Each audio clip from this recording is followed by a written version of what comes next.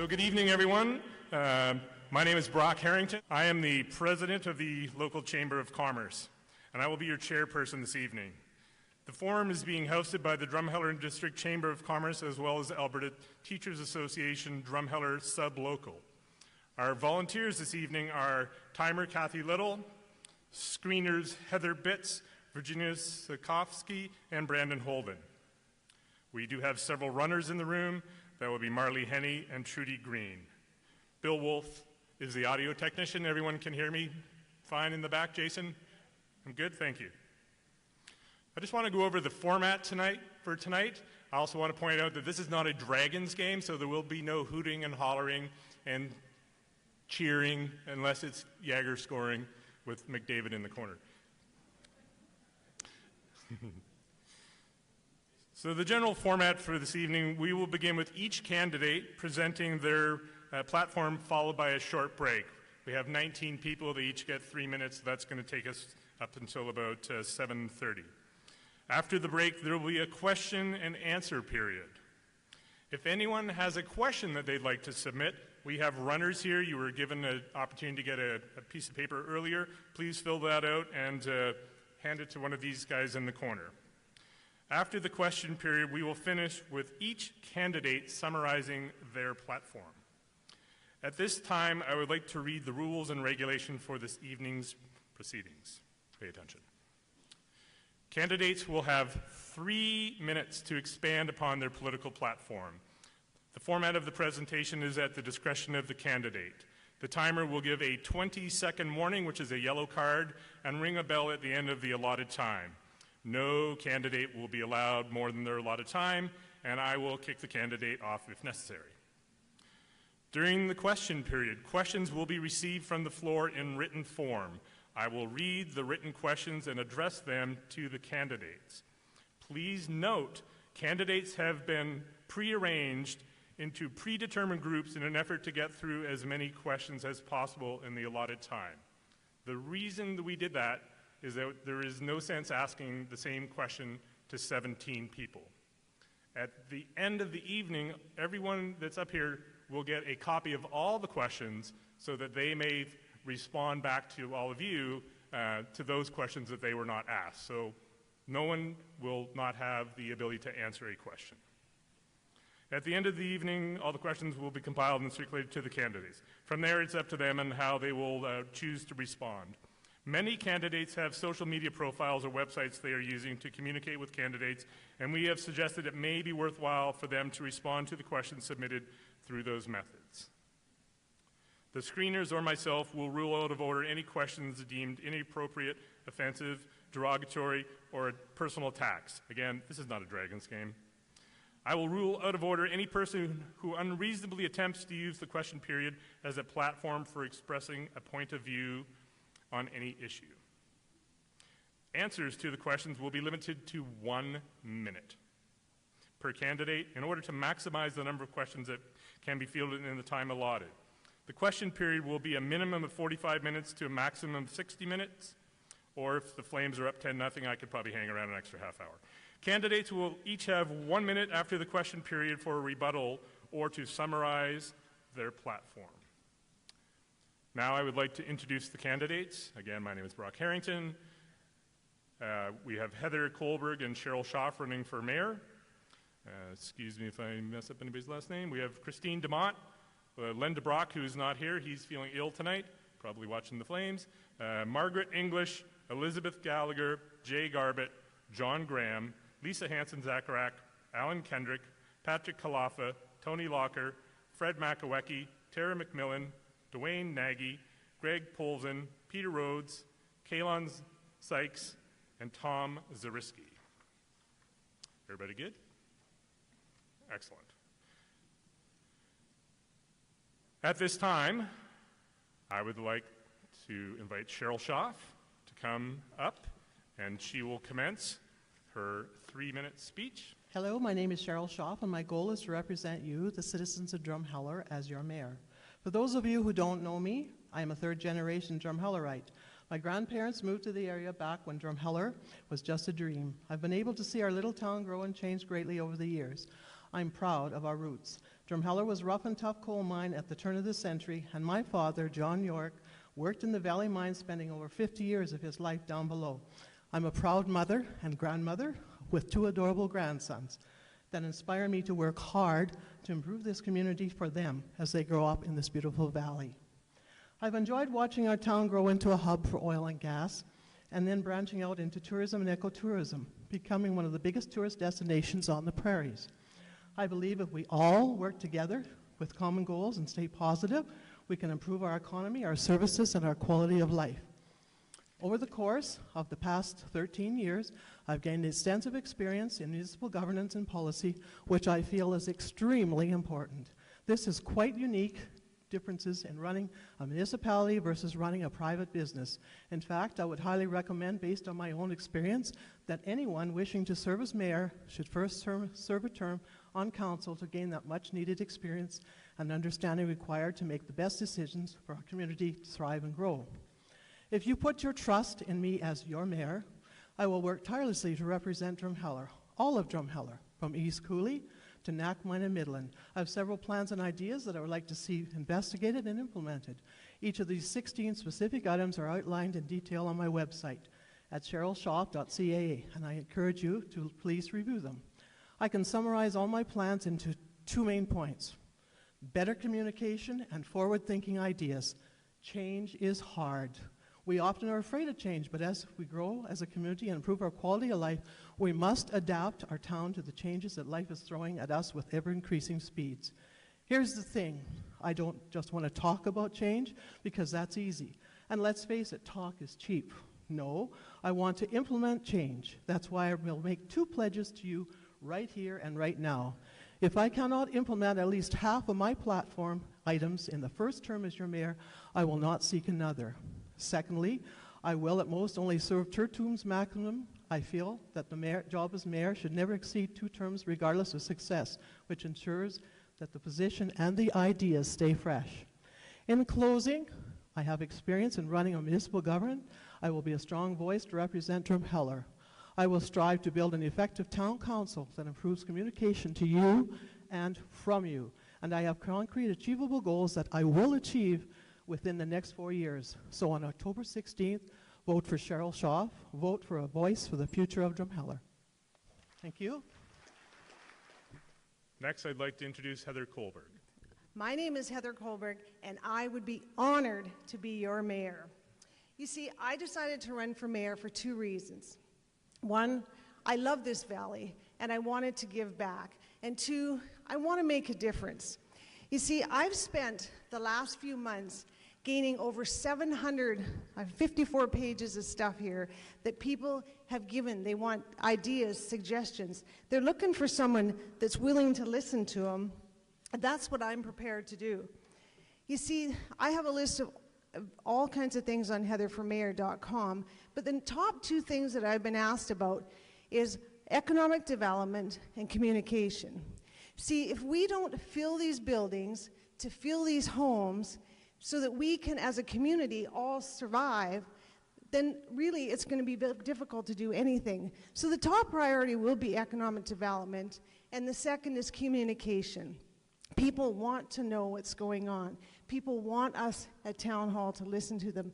They want to have a voice. So this makes me think we have to think outside the box. What I'm lacking in experience, I offset with strong leadership, business knowledge, and an ability to pull people together. See, this is a business. That town hall is a business, and you are the customers. We are the taxpayers. It is our responsibility to serve you, the customers, as well as be financially responsible. There's no business that can run without having those 2 to look after. So I will raise that bar if I'm elected in town hall. Just a brief history of who I am. My family owned Highway 9 Express, and I was responsible for a lot of things. But 2 things I was responsible for was collecting the money and paying the bills. See, when you have 500 people's lives in your hands, you have to be responsible, and I expect to do the same thing if being at Town Hall. This is your community, and we have to be responsible. you do not repair what you do not measure. So we have to set goals, we have to set targets, and we have to be accountable to you, the people. See, I believe we have to change the mentality from we have to be a yes and can town. Where there's a no, we find a yes. Where there's a can't, we find a can. You see, you can solve everything. If the customer wants this and you want this, we need to find this. So we need to become a town where people love to live here. They want to do business here. We appreciate their business. I want to set out to be the most friendliest, cleanest, and most sought-after town in Alberta. So you see, you care and I care, so I know we can make a difference. So vote Kohlberg October 16th because I want to be your mayor. Thank you.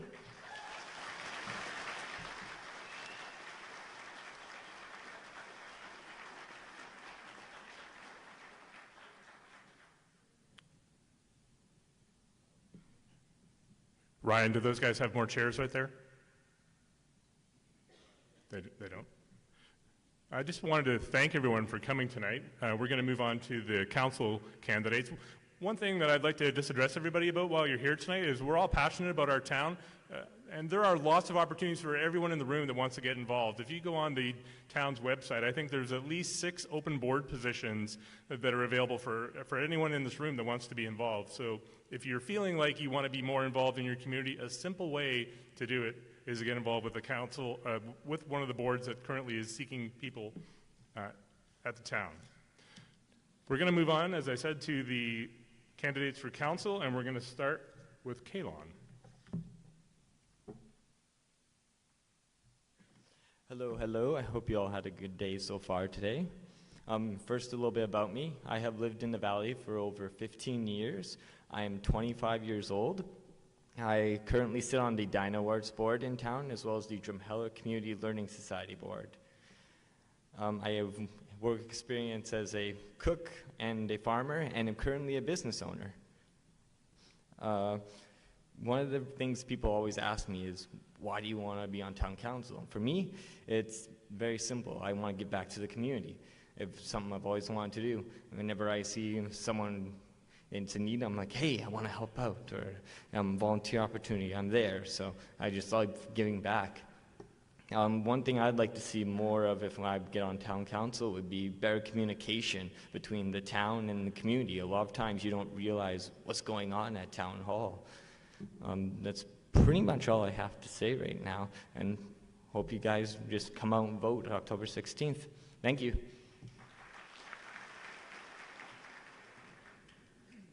Next will be Tom Zariski. Good evening, everyone. I'm not used to being so early on the program. With Zed, I'm usually right at the end. But anyways, my name is Tom Zariski, and I'm running for position of Drumheller Town Council. I have served on council for the last 2 terms. For those who don't know me, I lived and raised a family in Drumheller for almost 45 years now.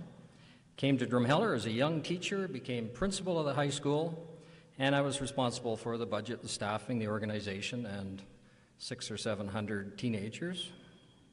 I've been very active in the community. I've served on many boards and organizations over the years. Some of the prouder moments, I was co-founder of the Drumheller Titans football program, served as president of the Royal Tyrrell Museum Cooperating Society, coached hockey, served as vice president of minor hockey, been on the board of directors of the golf course on a couple occasions, member of the Citizens Advisory Committee, the RCMP, for 20 years, sit on the board of directors of the Newcastle Community Association, vice chair of the Drumheller District Seniors Foundation, advisor to Citizens on Patrol, etc., etc., etc. I've seen Drumheller grow, and I've seen it decline. Not too much we can do about Trican leaving town, but we can strive to replace it. As a councillor, I've worked hard to ensure that the growth outsteps the declines. Tourism, of course, is a main growth industry in Drumheller, but it needs to be strategically managed. All of the attraction operators I spoke to over the last few weeks have remarked on a very good summer, especially August. We need now to extend that. We need tourists coming in the shoulder seasons. With the construction of the Asian Mall, for example, next to Cross Iron Mills, there might be an opportunity to have buses of tourists come from there. Economic development, of course, is necessary to create the industries and businesses that will take the tax burden off of home and business owners. I believe there is also an opportunity to have Drumheller become more of a retirement community. One of the main deterrents to this, however, is seniors housing. I'm vice chair of the Drumheller and District Seniors Foundation. We manage the supportive living housing in the Drumheller Valley. Our community is aging. With this comes more need for more seniors housing of various types. Our supportive living seniors housing is based on a 30-year-old model where seniors would live in their homes. As they age, they would leave their homes, move into a level 1 facility such as the Manors. As they continued to require more assistance, they would progress through levels 2 and 3. What is happening today is that people are being sustained in their homes for a longer period of time, and then when they absolutely have to leave their homes, they are skipping over our supportive living and ending right in level 4 care. Unfortunately, there is no level 4 care facility in the valley. So these people end up in the hospital. When the hospital's full, they get shipped out of town, which is absolutely incorrigible to think that some of the people who built this community and lived here all their lives are shipped out of town to spend the rest of their days. We need to reinvent the Seniors Foundation and really look at seniors housing and come up with a much better plan. These are some of the things I'd like to work on as councillor. Thank you.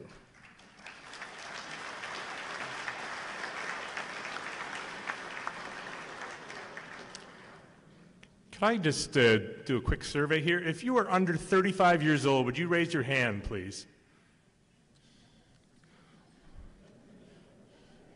That's a low percentage.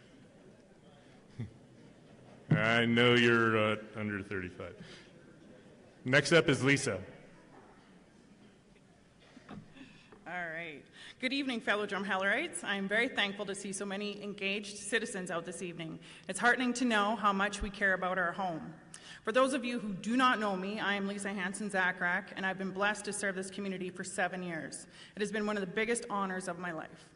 During my tenure, I put myself forward as a means on many platforms to raise funds for many community associations, as well as putting in countless volunteer hours. A couple of my perhaps not so favorites were a pie to my face for Dino Arts and a cool dunk tank for the BCF.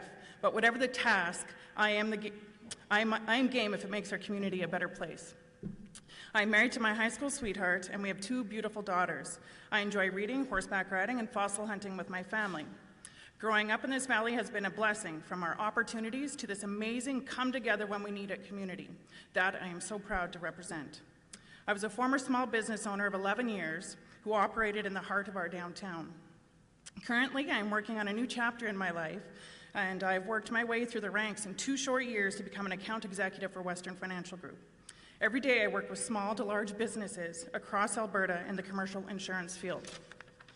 I always joke that there are 2 occupations most people dislike in this world, politicians and insurance brokers, and yes, I chose both.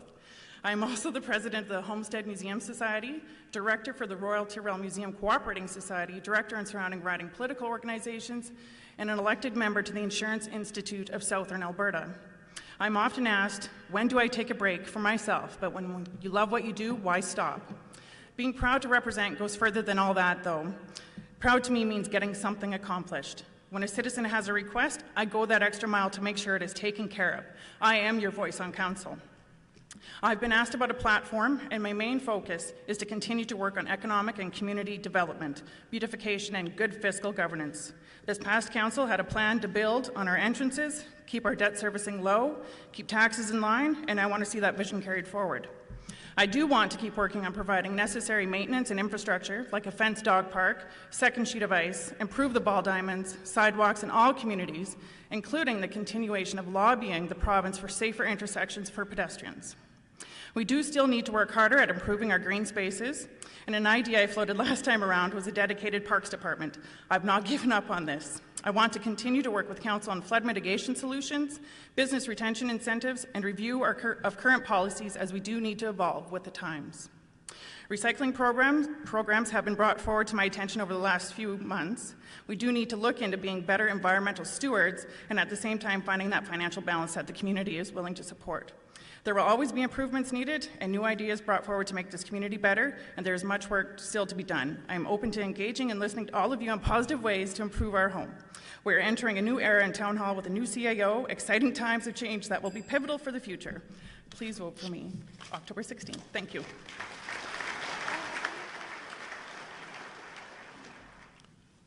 Thank you, Lisa. Next up is Christine.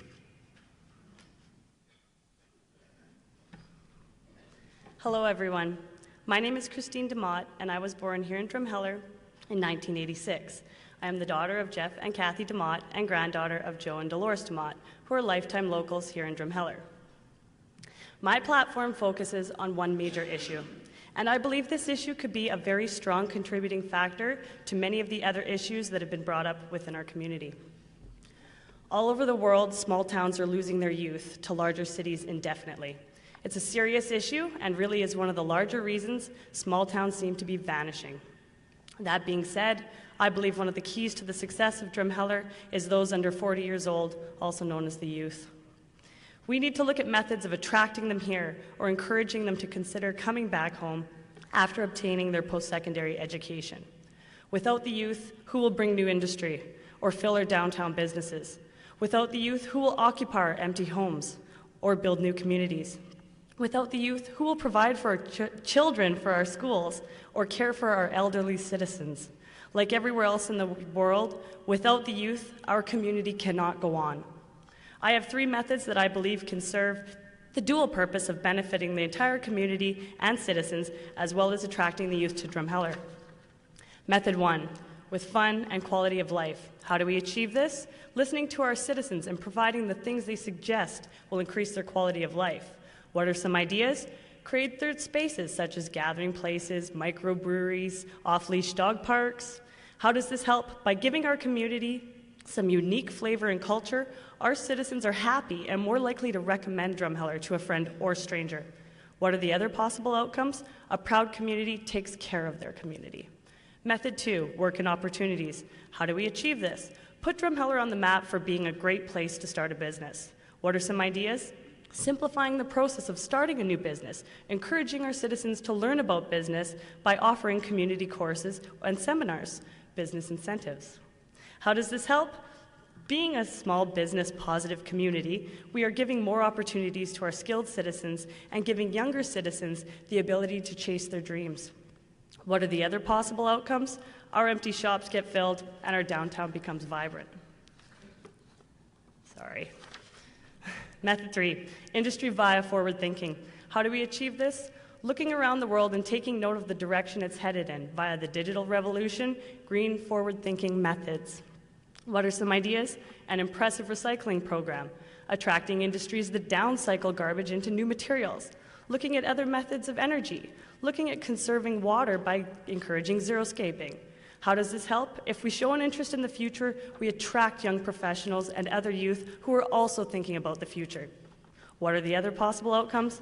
Put us on the map for being the first small town community to tap into this industry. Thank you.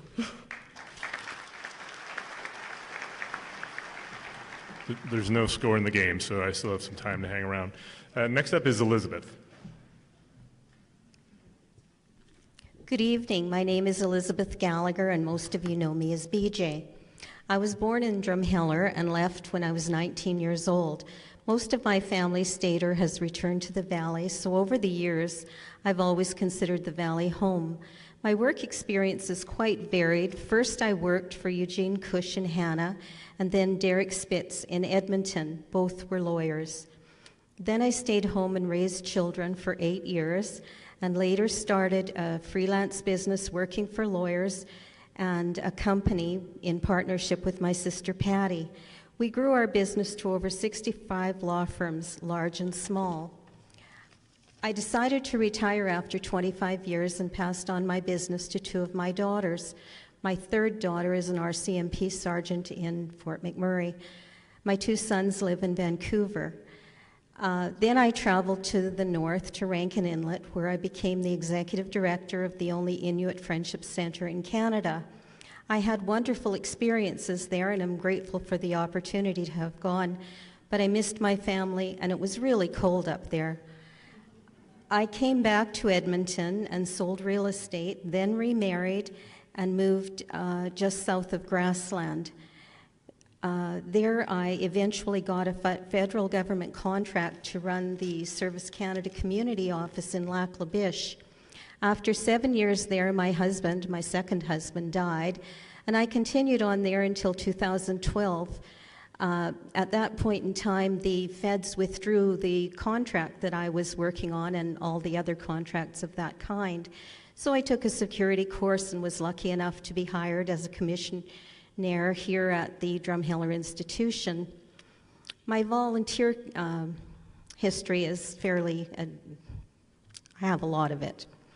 I'm a member of the Seroptimus Club of Edmonton, have been for 25 years, have held all the positions and been their casino chair for 15 years. I was the secretary of the Seniors Drop-In Center in Lac La Biche, the chair of the board and daycare center the chairman of the board of the daycare center and women's shelter in Rankin Inlet, the chair of the Seroptimus Foundation of Canada for 6.5 years, and I just finished that stint on September the 23rd. I have been the secretary of the Drumheller Library Board. I've just finished a 3-year term and hope to go back there. I'm the chair of the Drumheller Hospital Auxiliary and the vice president of the Alberta Healthcare Auxiliaries Association. I just got home today from a 3-day conference in Red Deer. My interests are painting, reading mysteries, traveling all over the world, mostly with Seroptimist, and I love to spend time with my family. Thank you very much. Next is Margaret. Good evening. I'm happy to see so many people here, and it shows me you're running for democracy, just as that is my passion, democracy. A little bit about me. I'm a retired teacher. I've taught in Canada and China, Middle East. So and I lived in Germany for 3 years. I bring a lot of knowledge of different systems and ways of living. It helps you be very adaptable and flexible. Now I'm involved in some tutoring and some volunteer in that. I've lived here, I chose this area, but I have lived in East Cooley for about 20 years. And I said my passion was democracy, and it truly is. I believe in true representation and consultation, which makes people know that democracy works. To that, I have spent several years, probably from beginning 2009, attending council meetings here in Drumheller as an observer, and certainly opens your eyes to the amount of work that's required and the cooperation necessary. Anyway, that's my passion, democracy. And as far as the business of this, yes, I believe in encouraging business. Certainly, this is not only a tourist area. Tourism has its important part, but I really believe we need to put a lot of attention on small businesses and people who want to begin businesses. Tourists do not come to shop at Walmart and the large centers. They come because there are fascinating, intriguing shops. And that's what I would like to see encouraged, and we can enable those people by making it a positive experience for them to begin a business. And so I would like to say I'm hoping for your support on October 16th, and that's all I have to say. Next up is Alan. Good evening, ladies and gentlemen. I'm going to go for the 2 minutes or less, so if you want to stand, that's fine with me. For those of you who don't know me, I've lived in Drumheller for over 60 years. I have approximately 40 years of municipal experience. That's all been with the city of Drumheller as well as the town of Drumheller. I started as a laborer back in 1976, and I worked my way up to middle of November 2016, I retired as the Director of Infrastructure Services. So now that I'm semi-retired, I do some relief operations and consulting services in the Edmonton area for several small communities as well as some other environmental services companies. Over the years, I've been involved in many different types of activities with non-profit groups, such as the Drumheller Swim Club, Ski Hill, Special Olympics, Valley Bus, Ag Society, football clubs, many, many, many more. I've been involved with the provincial organizations such as the AWWOA for well over 30 years. I was past chair. I received the Ron Bain Award for long service. I've also worked with Nate as a water and wastewater technician program advisory committee. I also reviewed certification exams for the University of Sacramento. I also have no hidden agenda. I don't want the road in front of my house paved. I haven't promised so-and-so to fix his sidewalk. And no, I'm not mad at some former staff who I'm seeking revenge on. Just a quick note here on taxes. I know nobody really likes taxes, but I've been involved, roughly 40 years in the budgeting process. 37 of those years, our target was always zero increase budget. I mean, we never achieved it every time, but we worked hard to get that as administration and staff over the years. The other 3 years, Ralph Klein. So we went backwards for 3 years. That probably took us close to 10 years to recover from. So if you're not moving forward, you're moving backwards. So in my point of view is you need to spend funds to improve things and keep things moving forward in a positive manner. The only promise I'll make to you is that I'll work hard on your behalf with whomever is on council, spending the funds responsibly in the most effective manner. Please vote for me on October 16th, as it would be an honor and a privilege for me to serve the citizens of Drumheller once more. Thank you. I was asked to point out that there's actually early voting tomorrow here at the BCF between 4 and 8. So next up is Peter. Hello, good people of this valley. Thank you all for coming out this evening. We're here to try and figure out which 7 people are the right ones to successfully transition this valley into the future. A future of prosperity, diversity, and make us more inclusive. We all face the downturn in the economy and its results.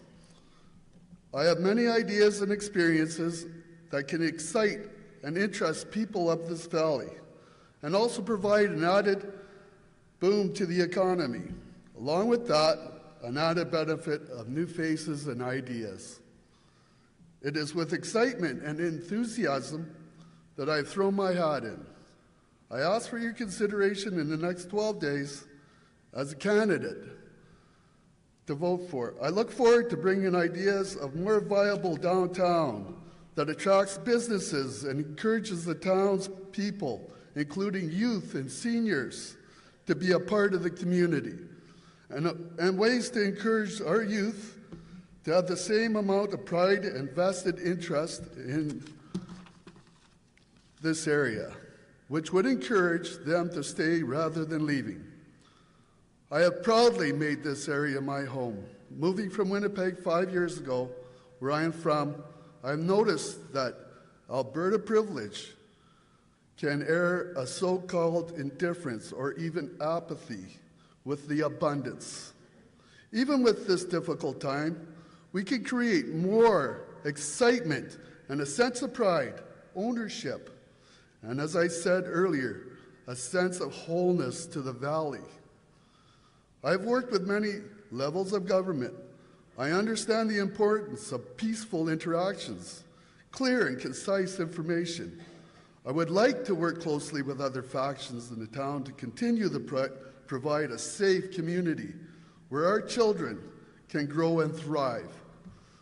As an environmentally conscious contributor to this planet, I would heartily encourage continued growth in this area. There are always improvements to be made. I believe that the future success depends on continued efforts in diversification. I am a conscientious individual who believes in positive and peaceful interactions and successful completions of projects and ideas. I like to think of myself as a great motivator and a listener. In closing, I would like to thank all the candidates running and wish them all the best. We are fortunate to have many people that are willing to work together to make this valley whole. I know in my heart I can help to achieve this goal. Thank you. Next up is Pat. Good evening, and thank you to all who have taken time to consider your decision for the council for the next term. I also want to congratulate everyone on stage tonight. It's admirable that you've made a commitment to public office. I'm Patrick Kalafa, and I've served one term on town council, and in letting my name stand, I've taken time to reflect and take inventory. I looked at what I presented at the forum 4 years ago. Some may have been naive, some idealistic. I don't apologize for being idealistic. In fact, many of those ideals that I stood for then are intact. I still believe in community.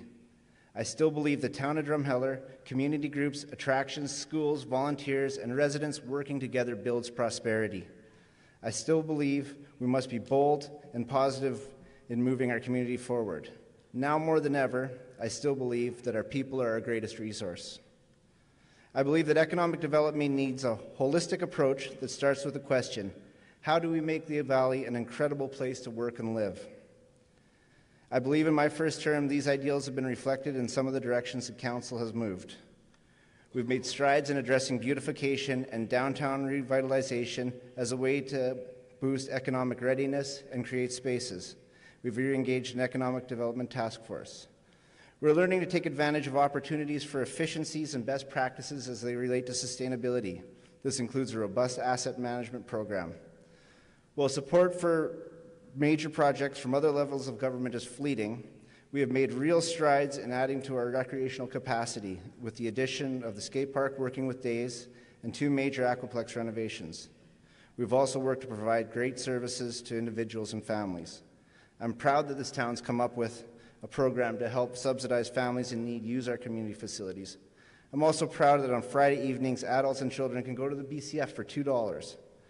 I'm proud that I was on the library board and watched incredible staff come up with incredible programs for all. I'm proud of the Library Society for granting free library cards for residents for Canada's 150th. It's not to say that every battle's been a success or that the work's done. One thing that I've learned over the last 4 years is there's no magic wand, no simple fix, no perfect solution. But it doesn't mean that we shy away from an ambitious agenda. It's going to take careful evaluation of ideas, investigation, methodical implementation, small victories, small setbacks, adjustments, and then bigger victories. Thank you. Next up is Dwayne. Good evening. It's a pleasure to be here tonight, and I am Dwayne Nagy, and I'm running for council. First, thanks to the District Chamber of Commerce and the Alberta Teachers Association and the BCF for hosting tonight, and like some of my predecessors, the other candidates, because this really is what politics in Drumheller should look like. A bit of background. My wife and I and my 2 girls moved here in 2011, and after only a few weeks, we did realize this was going to be our forever home. And not to sound cliche, but Drumheller's been very good to us, and we would like to give back on a whole new level. A bit about me. I'm a lieutenant in the Canadian Armed Forces Health Services Unit, and I've been serving for 11 years. I'm a practicing registered nurse. I sit on the Provincial Council for the College and Association of Registered Nurses. And as a nurse, I've worked in a variety of roles over the last 14 years. Some at very high levels with provincial medical affairs, and more locally within hospital management. I've had tough jobs, and I know what it takes to make tough decisions in delicate situations. As for my background in the political landscape, well, I have no direct political affiliations, but I've been fortunate, and my employment positions have given me the opportunity to work with the ministers of health and their staff in office, and I've contributed to work that has changed the Health Professions Act for our province. And that has given me vast experience in working with internal and external stakeholders, exactly what I believe a council member should have.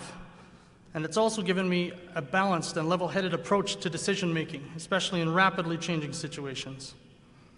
But what I think some of you are here to find out is really what is it that I support. And I've had a chance to hear from our communities at the local coffee shops and at the community events, at the hospital, and yes, even in your homes, and I thank you for that. And I think there is alignment in our beliefs. I think we all share a strong sense around the need for fiscal responsibility. So what are the priorities? Well, I've heard you say control some spending, improve some of the efficiencies around our existing services, and help build our economy. I support those things. I support the economic development, but only if it's done right and under a fair system of taxation. And we also need to support sensible development and the protection of services. And we can achieve that through purposeful planning related to infrastructure, housing, and services. And we as a council need to remember our community's enduring commitment to protect the social determinants. And we need to ensure that Drumheller is accessible for everyone. We need to invest in and protect our parks and our playgrounds and other spaces where people can gather to enjoy Drumheller. And we need to sell ourselves to the rest of this province and the world. I'm Dwayne Nagy. Thank you very much.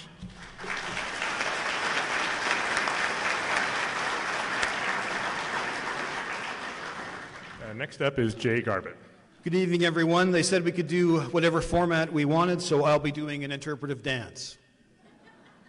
But seriously, I'm running again because I believe I've proved myself to be a strong and sensible voice on council, and there's still lots of important work to do.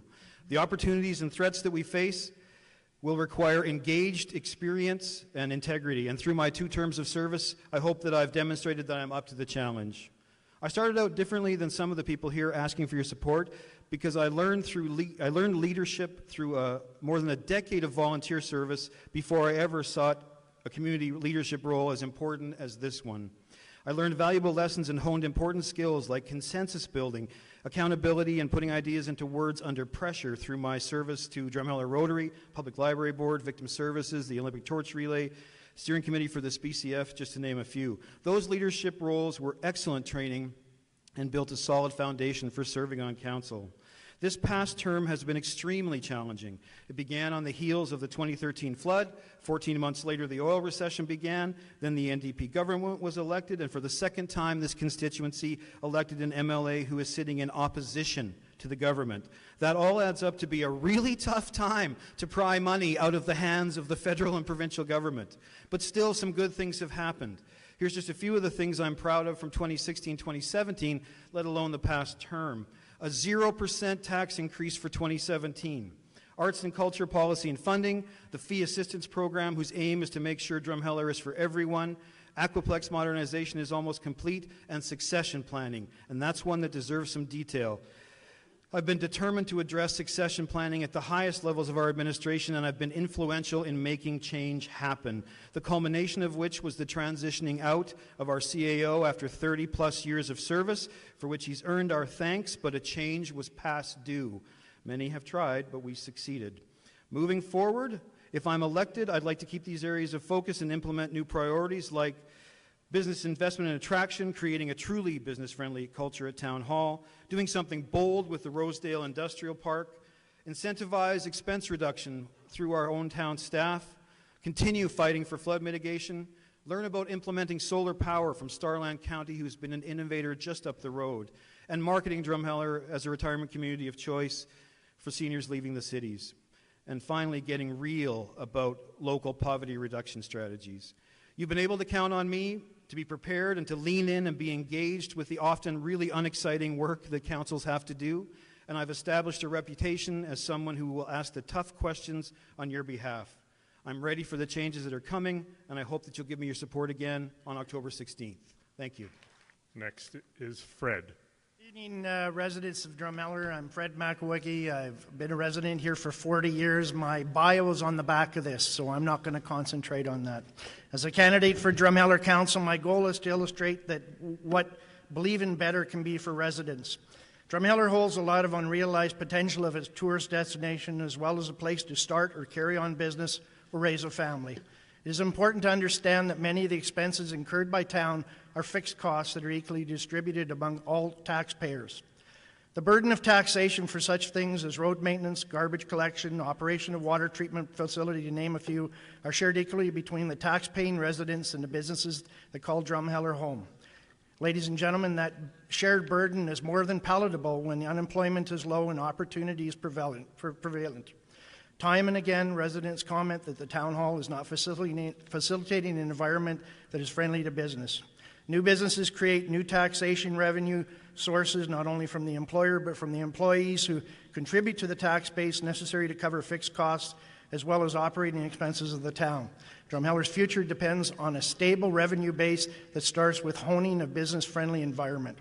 Together, the citizens of Drumheller and our council need to create an environment that allows residents to decide how their community moves forward.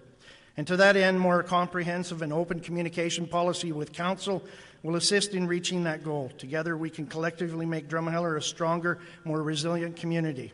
Bringing common sense back to council starts by working collaboratively with residents to address their needs and by working at different levels of government while maintaining council's autonomy. Council carries the responsibility of planning for Drumheller's future by basing decisions on what is right for Drumheller residents beyond council's 4-year term in office. As a private business owner, I feel taxpayers should be treated more like customers and who deserve rightfully to expect a desired outcome. This creates an environment that is more in tune with the needs of the residents. The prioritization of projects that involve a proper needs assessment that recognizes the town's needs over its wants is critical to properly deciding what projects need to come first and what projects can wait. This will ensure that the town infrastructure is fixed, maintained to avoid unexpected and expensive patchwork repairs that create additional financial burden to taxpayers. Open and consistent communication policy should be employed to better inform Drumheller ratepayers and allow residents to give their input that will help guide the council's decisions on the vision that you have for the future of Drumheller. Ladies and gentlemen, I humbly ask you to consider me for town council and share my vision of believing better. Next up is Greg. Good evening. Hello, my name is Greg Bolton. I'm running for town council. Thank you all for coming out tonight for the forum.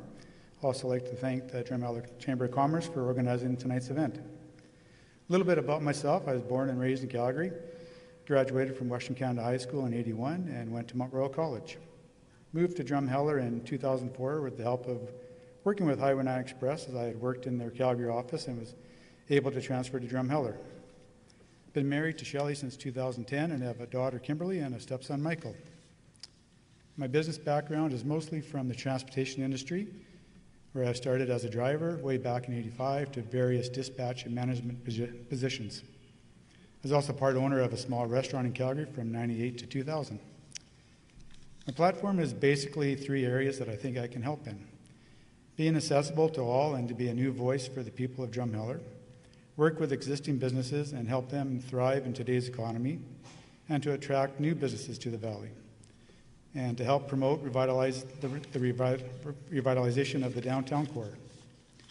To me, being accessible means to listen to everyone and to take their concerns, ideas to council. To help get Drumheller back working is going to take more than 6 councillors and 1 mayor. It will take the whole town to work together. To help businesses thrive in Drumheller, we need to promote supporting local, buying. The town should take the lead here and buy all they can possibly from the local businesses. To attract new businesses, we need to be able to show prospective businesses we have a smart growth strategy. If we can build things simply as new walking paths, bike paths, add more parks. Even saw in drum discussion back a couple days ago for a need for a dog park. I don't have a dog, but I know people that do, and I know they would support it. We could use, percentage of the licensing fees to build this. It would take something as simple as the walking paths or the dog park that makes someone want to move to Drumheller and start their businesses. In closing, I'd just like to say that the only promise I can make is that I'll work hard and I will find answers to any questions I'm asked. The town needs new leadership, and I truly hope we get a large turnout on October 16th to show the people who get voted in, hope I'm one of them, that they are being held accountable for every yes and no they vote on in chamber. Again, thanks to everyone for coming out this evening. Next up is Tara. Good evening and welcome. For those of you who may not know me, my name is Tara McMillan. I have called Drumheller home for the past 21 years. I am a current town councillor, a wife, and a mother of 3 grown children. I believe I can continue to make a difference in our community. My platform has not changed since the last election. I will continue to listen and be a voice for all citizens of Drumheller. I have been an active advocate for the residents in our community.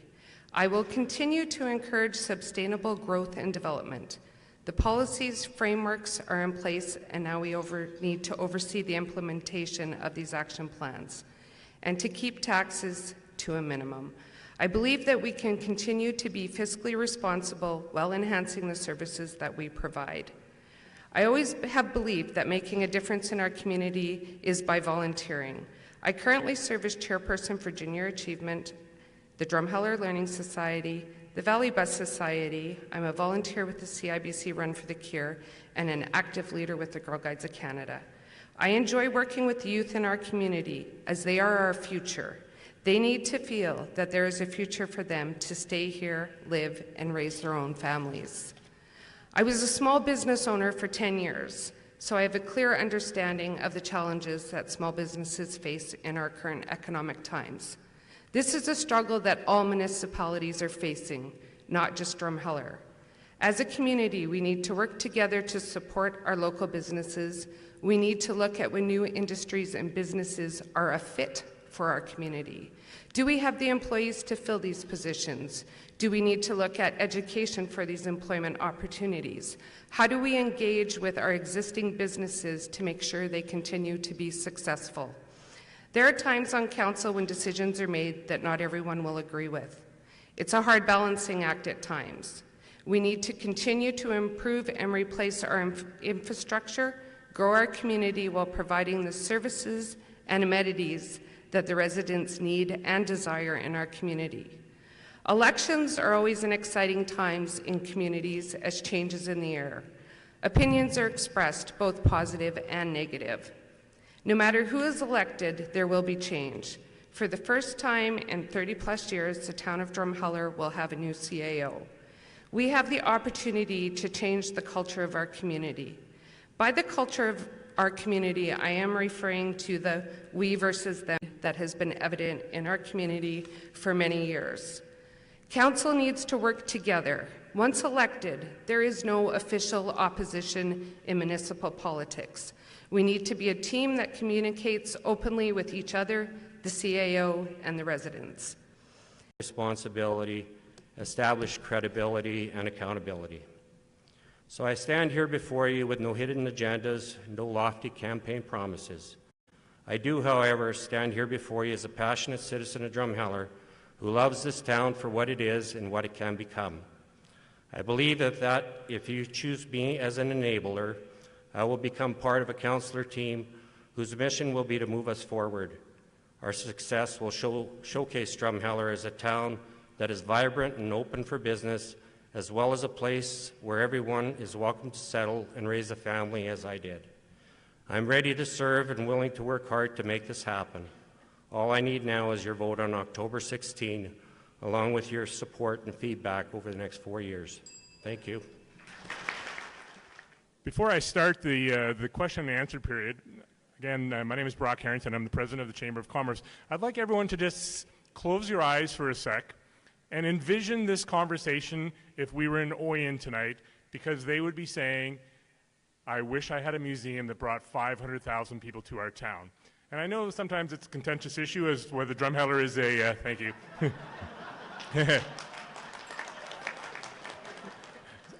Sometimes it is a contentious issue as whether Drumheller is a tourist town, but again, probably 99% of the towns in Alberta would love to be in our position. And what our challenge is collectively is how we can all prosper and suffer from the tourists pulling RVs through downtown on one-way streets and parking where they shouldn't. So as the president of the Chamber of Commerce, I would like to say we are a tourist town, whether we like it or not, and we need to just embrace it and figure out how we can prosper collectively and still have parking spots downtown. Again, I just want to go over the format for the next part. We've broken the candidates up into several groups. I am going to ask a specific question to Group A. Group B will not get the same question. At the end of the evening, all the candidates will be given all the questions that I'm going to be asking, and they can choose, they can answer the ones that they aren't asked in whichever format they like. So the groupings, Heather Kohlberg and Cheryl Schaff are Group 1 because they're running for mayor. I was reminded I did not pronounce last names earlier, so I'm going to go, I will cover that now. Group 2 is Christine DeMott, Elizabeth Gallagher, Jay Garbett, Lisa Hansen-Zacharak, Tony Locker, Greg Polzin. Group 3 is John Graham, Patrick Calafa, Fred Makawecki, Tara McMillan, Peter Rhodes. And Group 4 is Margaret English, Alan Kendrick, Dwayne Nagy, Kaylon Sykes, and Tom Zariski. I have 12 questions. The first question I'm going to be asking, and the candidates please use the mic in front of you. That you don't need to come up here. This is my podium now. So I'm going to ask, this question to both Heather and Cheryl. Heather, you could respond first, please. I did not write these. Let me just read.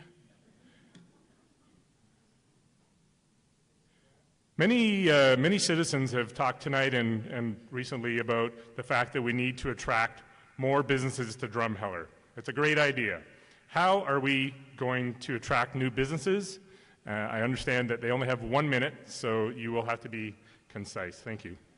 Thank you for the question.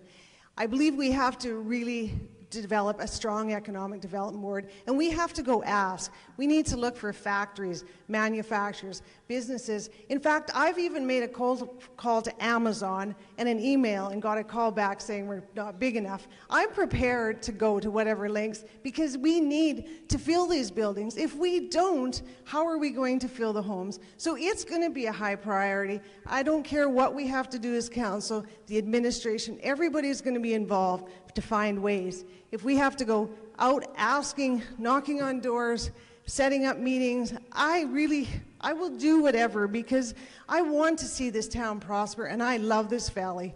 So thanks for the question.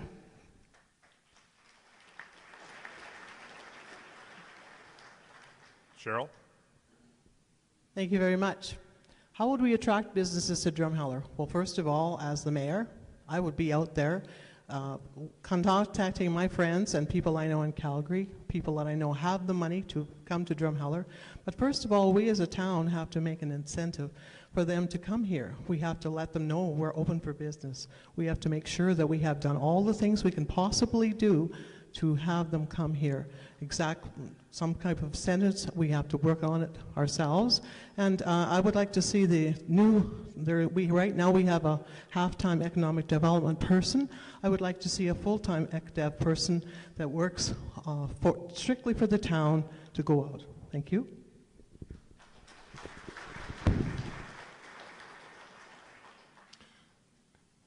The next question will go to Group 2. We'll start with Christine. This is not my question, but it is something I was passionate about.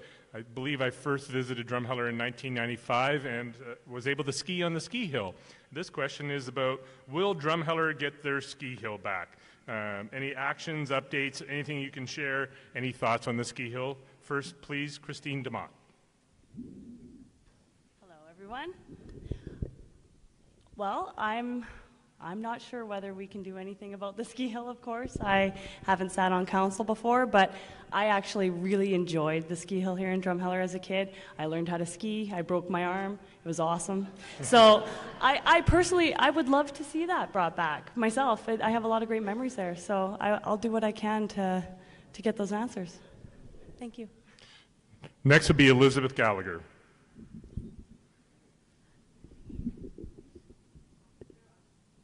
I think that it would be very nice to get it back, but at this point I would think probably not. If they had left the equipment where it was, they might have been able to put it back together and get it going. But I would think that the costs would be absolutely horrendous right now to try and start all over again. It's a shame. Next, same question to Jay Garbett.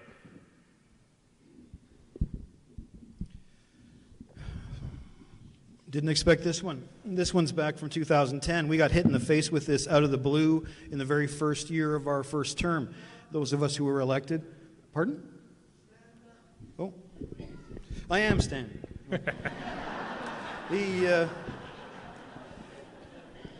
And it was very disappointing because, you know, I have one speed, it's blunt as a stone. A flim-flam man came to town, convinced that board of things that were lies. He was a proven liar, but he still managed to convince that organization that he could run it for them. Instead, he ran it into the ground. Unfortunately, your council of that day got to wear it as though somehow we bankrupted them, which is certainly nothing even approximating the truth. At this particular point, given that I agree that if the ski lift was still there and certifiable, then it's possibly something that could happen. At this particular time, though, given that the ski lift is gone, we're talking about a multi-million-dollar investment that would have to be either profit or not-for-profit, and I just can't imagine that someone's willing to invest that in that location at this time. I'm sorry, but things do change.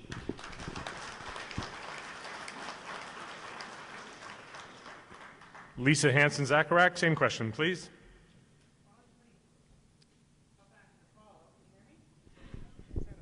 Okay. My husband spent many seasons working at that ski hill, and I know there was a lot of blood, sweat, and tears that went into from this community fundraising to keep that hill viable and alive. But as Jay had said, there's no foreseeable thought of that occurring in the next probably 10, 15, 20 years until we actually get a community group together that's willing to fundraise, or a private business that's willing to put that money into that location. But on the other hand, they also have a property lease with the Passion Play, so that organization would have to be at the table in order for that to occur. So at this time, no. Thanks. Same question to Tony. As I said earlier, anything is possible with a vision. I understand from the history, being it was running when I got here, that that thing got off the ground with a handful of people from the community who made that thing happen. If that was ever going to happen again, it would have to be collectively done like that. However, I'm not sure how long it's progressed there. I mean, the equipment's long gone and the land has been leased, but that's where community comes in and builds or brings things like that into realities. No different than how this place here was built, and that started with a grassroots movement as well. Thank you. Lastly, same question to Greg Polson.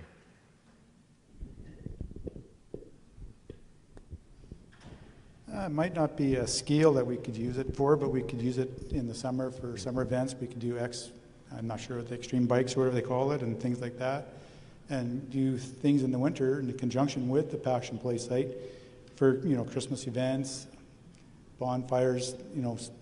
Doesn't have to be totally expensive. We can use that area year round instead of, scales are expensive, and the scales close to here are close enough people can get to in a day, so we can use that hill year round. Thanks.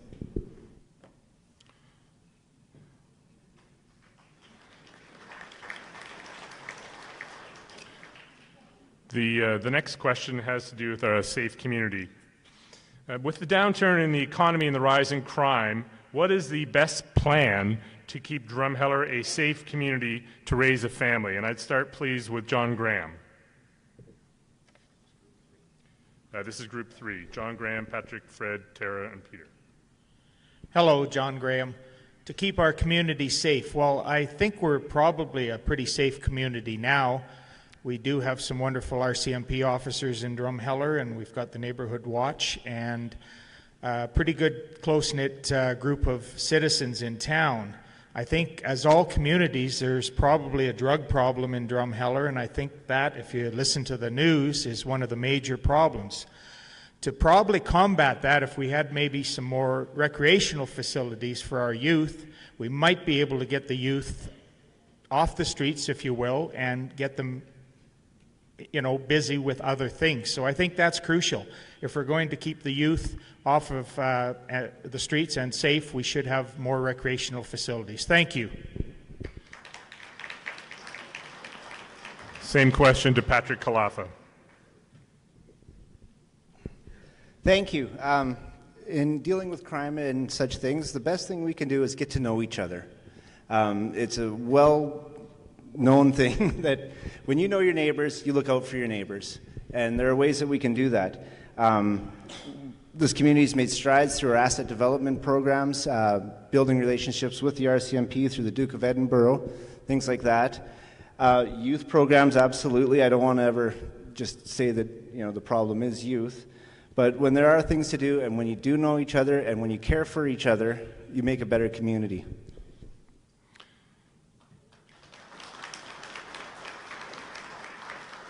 Same question to Fred Makawecki. Well, Pat kind of stole my thunder. Being on the police committee, I've seen both sides, and I know the solution isn't more police, because if you stand in front of your window and look out for 24 hours watching for the police to go by, they'll go by when you've been in the bathroom. Guaranteed. In 2005, the provincial government put out a pamphlet talking about safe communities, and they talked just about what Pat was talking about, knowing your neighbor. And it goes back 2 generations, 3 generations, when you knew who belonged in your neighborhood, who belonged in your backyard. When the newspapers were on your neighbor's step, you took them so that their grass was mown, their street was done. We need to get back to our sense of a community and know who lives next door, who belongs, whose kids are whose, and who doesn't belong driving down the back alley or sitting in front of houses idling. I think that's a solution. We've tried it in our community. In the neighborhoods we implemented it, it actually improved the security in that neighborhood. I would carry that on as a program.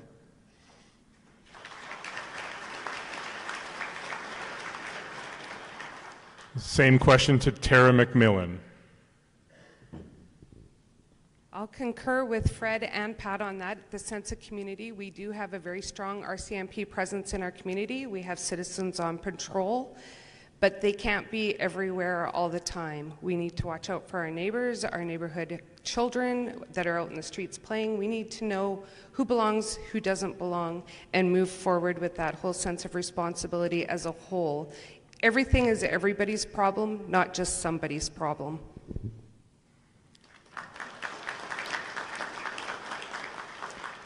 And lastly, the same question for Peter Rhodes. Thank you. I wanted this question. I find that our valley is very divided. We need to come together. We need to have something downtown. We need something for the seniors and the youth and everybody in the valley to go to.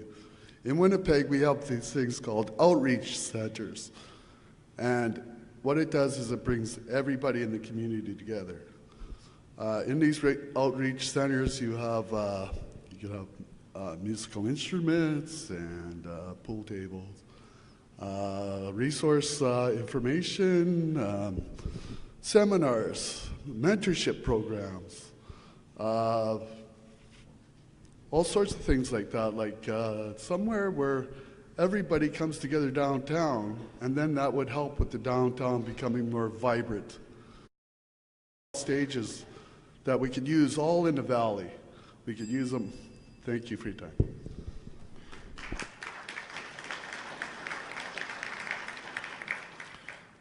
The next question has to do with public consultation. And the question is, when should council engage the public regarding projects that will affect the public? And I'd like to start, please, with Margaret English. Yeah, that's Margaret English, Alan Kendrick, Dwayne, Kalon, and Tom. So Margaret English, please. Okay, thank you. Public consultation has to be done before. The problem we've had with the word consultation, people think it means, or what I've seen in examples is that we get told what the decision on a certain policy or program is after it's already been decided. That isn't consultation. Consultation you have to have input, and there's discussion and feedback at the end of it.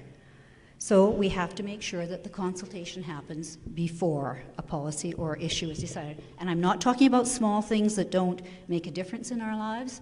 I'm talking about the big things that make a lot of difference. If it changes our communities, if it increases our taxes, if it harms our health or our citizens, we don't throw away people on a policy. You consult first to make sure all of those bases are covered.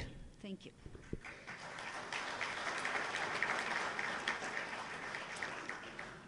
Same question to Alan Kendrick. Thanks, Brock. I think if you want to create some excitement, all you have to do is change the parking downtown. You certainly have enough public open houses. The other thing is, if you go to change a garbage bin, obviously we had 4 or 5 open houses. Sometimes they're disappointing when you get 18 people in East Cooley that show up, and downtown Drumheller proper, you would get 3. And one was there for other reasons than the actual open house. So I think for the most part, people need to attend the open house when they're announced. They're done in 2 or 3 locations. So I think council does a reasonable job, or has in the past, to try and have open houses as much as possible. It's on the internet. It's usually available. I've done surveys walking through the seniors center in regard to Valley Bus, all of those things. They do their best to inform people before those types of decisions are made.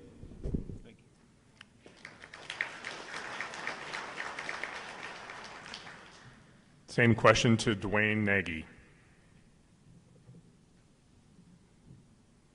Hello? With respect to public consultation, I believe in it. I believe that any time that we have issues that will have a significant impact on the people of Drumheller, I do believe we need public consultation, but not just in a single forum. I think we need to move with the times. We also need to ensure that we use a variety of avenues for the public to engage with council and for council to engage back.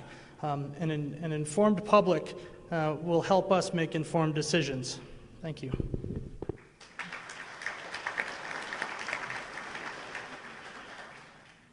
Same question to Kaylon Sykes. As far as public consultation goes, I think they should be consulted right away before we even start making any kind of plans. Go ask them what they want before we start writing anything down in the books. Whenever someone asks me, hey, what do you think about this? I'm there. I want to give my opinion. I just hope everyone else does too.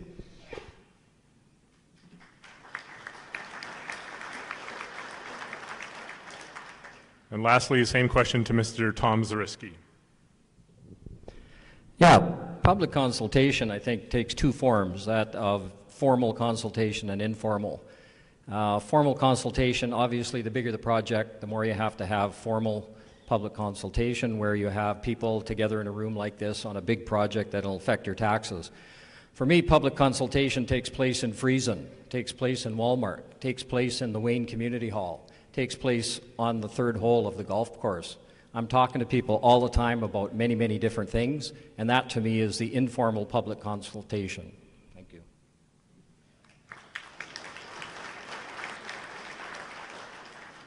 Thank you, Tom. The next question will be directed towards Heather Kohlberg and Cheryl Schaaf.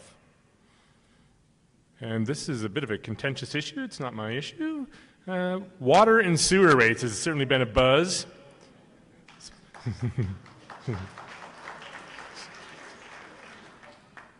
So it's not so. Let me try to formulate this into a question. It says sewer rates are 80% of the water rates.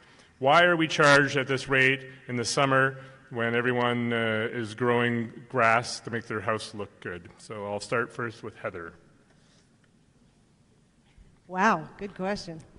Ironically, I was just speaking to my brother this afternoon about this because he lives in a different community, and theirs are split up. So I said, get me that bill, and I want to do some research. But I have done some research with some past counselors, and there was at a time that there was ability to give water in the summer to help make the lawns green. So we need to dig that information out, because I'm with you. If we expect the community to be beautiful, strong, growing, and green, how can we expect people to pay these $200-300 water bills? I mean, I put some new sod in my yard this year, and so I had to water it. And yes, I had those atrocious bills, and I don't think it's fair to any of us. Do I have all the answers? Absolutely not. Am I prepared to look for them? You bet. Because if other councils have done this and allowed it to happen, we need to find out what they did and make that work. Thanks a lot.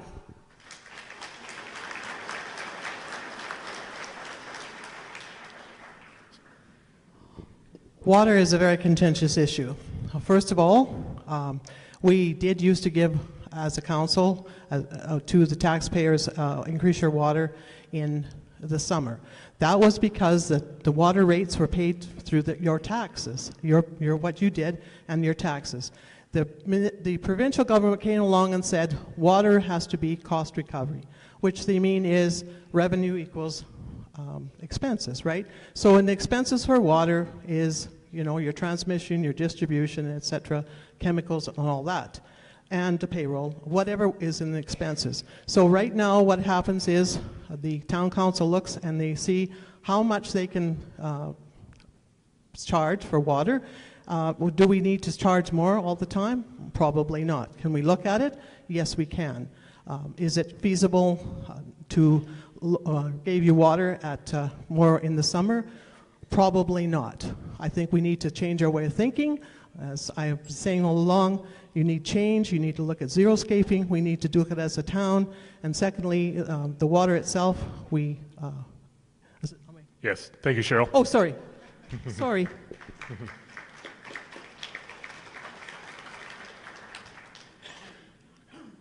The next question has to do with our favorite topic, taxation. And this is going to go to group number 2. And the question is, are you prepared to raise taxes to see that the work needed to maintain our services and revitalize our community? First up, Christine DeMott. First up. Well, I believe that if I am elected, one of the things I personally will do and want to do is have a look at the books, really get a good grip on what's going on, where there's areas that we can cut, see if there's like some of that shaving that we can do so that we don't necessarily have to raise everyone's taxes.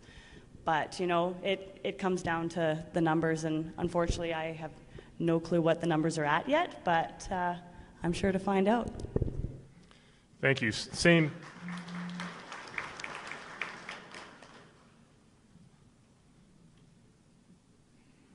I thought it was Yager scoring. It wasn't, though. Same question to Elizabeth Gallagher.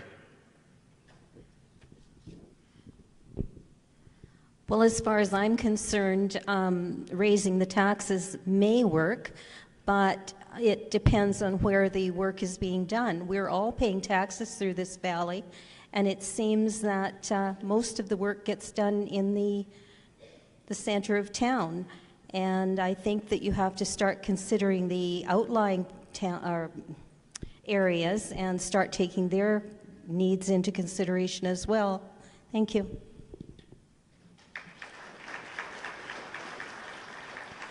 Same question to Jay Garbett. Thank you. I actually think we should start each and every budget deliberation with a view to holding the line. That's how we should start every year. But would I raise your taxes, and mine too, if it meant it was imperative to invest in our infrastructure that we know has been crumbling with neglect through federal and provincial offloading where they have not been paying their fair share? You know, only 8% of the taxes collected in Canada wind up coming back to municipalities. And we have to do everything from keeping the street lights on to somebody answers the phone to the police department, to fire services, to a swimming pool, to roads, you name it. And so if we had to do it, remember, $4 million of our $8 million that we ask for in property taxes goes to salaries. And that doesn't even include benefits and pensions yet. And so whenever we're looking at that sort of thing, if it came from the community to say, we want you to hold the line, we've got to keep that. We have unions who have mandated cost of living increases on an annual basis. And so I'd ask each and every one of you, what shall we stop doing? Thank you, Jay.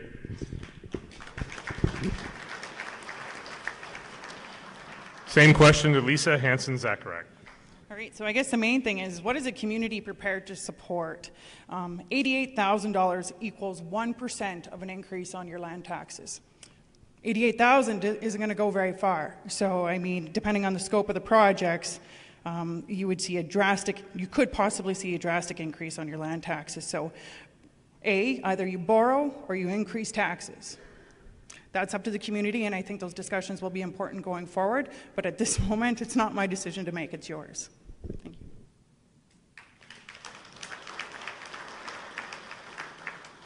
Same question for Tony Locker. Taxation. I guess we can do lots with more. The challenge is to do the same with holding it the same. I spent 35 years of my career doing a lot of that. Sometimes you need to get creative. Sometimes you need to be responsible. Sometimes you just need to work it through. I haven't seen the operating budget, but I'm a numbers guy, and I'll probably take it to bed and read it front to cover.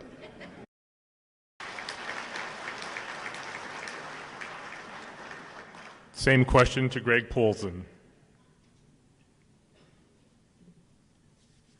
This is a good question, as we just moved in the past year and a bit, and from one side of the river to the next, our taxes went up $450, and I've asked why, and I haven't really got an answer. Same as all the time, you don't get answers. We need to hold the line. We have to think outside the box if we're going to come up with new money and new ways to spend the money. And again, it comes to you guys, talking to whoever gets elected, to give us ideas on cuts and where to spend. Thanks.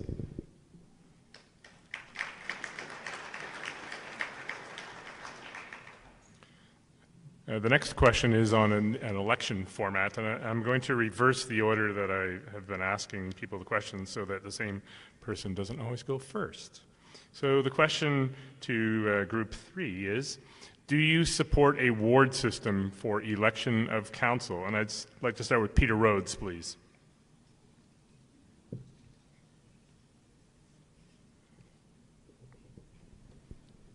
I don't really know anything about that thing, but I will look into it and get back to everybody.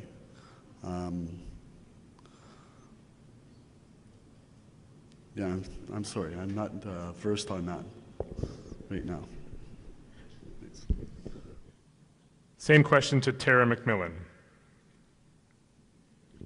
Thank you. I know we had the ward system in the past, and it's definitely something that could be looked at in the future. Problem with the ward system that came up last time is in some areas we would have nobody running for council or one person who is getting in by acclamation.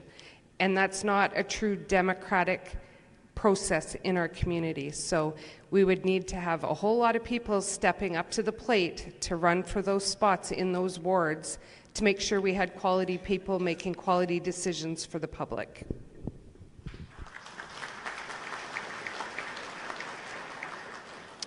Same question to Fred McAwecki, please.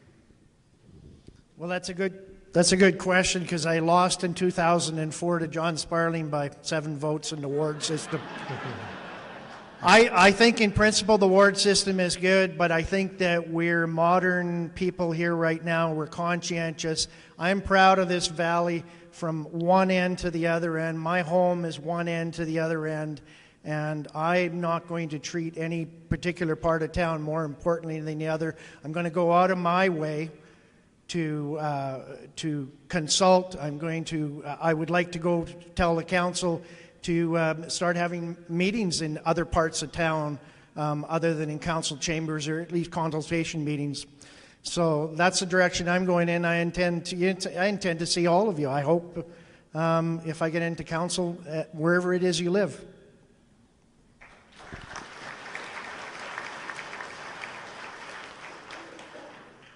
Same question to Patrick Kalafa. Yes, we did have a ward system, and Tara's right that there were issues with acclamations, and not as many people coming out for it. We did have a plebiscite, and it was something about, I think, 1,800 to 800 in favor of scrapping it. So if we were to bring something back like that in, ultimately it'd be up to you. I believe that we'd have to go to a plebiscite again.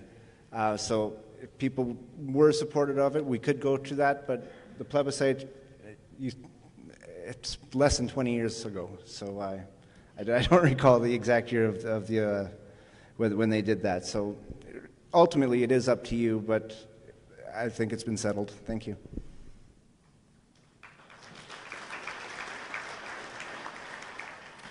Same question for John Graham. Hello, my name is John Graham. I served 2 terms on ID number 7 Badlands, and I was very involved when the ID of Badlands joined the town of Drumheller.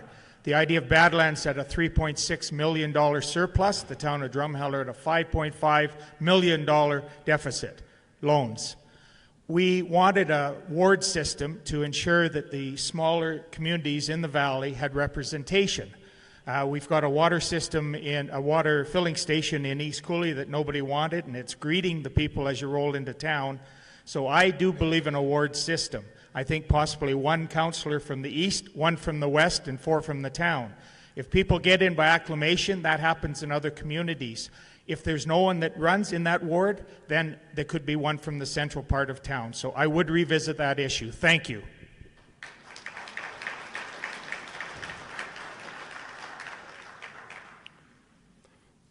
Just for a point of clarification, some of the people had specific questions that they wanted to pose to certain groups, but just the way things are rolling, that's not going to happen.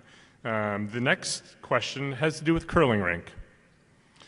And I'll try to make this succinct. It says, how does the curling rink, after paying over $16,000 per year for ice, $8,000 per year for heat, $5,000 and other associated costs, how does a facility that's essentially, I think if I read this right, 70 years old, fit into the longer-term planning of our community? And I'm going to start with Mr. Zarisky. What a lot of people don't realize is that recreation in Drumheller is expensive. That the swimming pool, aquaplex complex costs you, the taxpayer, hundreds of thousands of dollars a year. That the arena costs you hundreds of thousands of dollars a year. That this place costs hundreds of thousands of dollars a year. The curling rink costs taxpayers X amount of dollars. And we have to decide whether we want it or we don't want it. I think we would be a little bit of a strange Western Canadian community if we didn't have a curling rink. I mean, this is pretty traditional in Western Canadian communities. How we would fund that, we have to go to the different levels of government. There's no way the town of Drumheller can afford millions of dollars in infrastructure. So until the federal government, provincial government step up, there's no way we can solve that problem.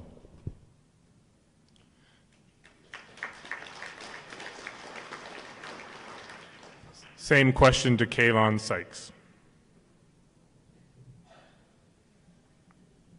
Curling. I've only played it a few times in school, and when I played, I thought it was awesome. I've been to the facility, the curling facility, a few times. With friends, it was amazing. Had blast. If we could find the money to do a few upgrades for it, I would really love if we could do that, because I definitely think this community needs the curling facility.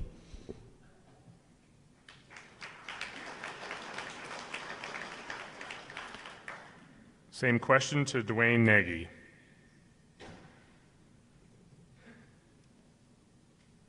I as well would like to see the curling rink be part of our long-term plan, but as well, we do have to see how best to fund that, and if that means delving into the books, looking for innovation, part of our community moving forward, then I think that's the job of council, and if elected, I'd like to do that. So.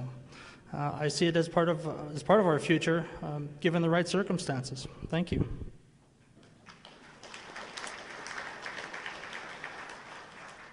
Same question to Mr. Alan Kendrick. Thank you.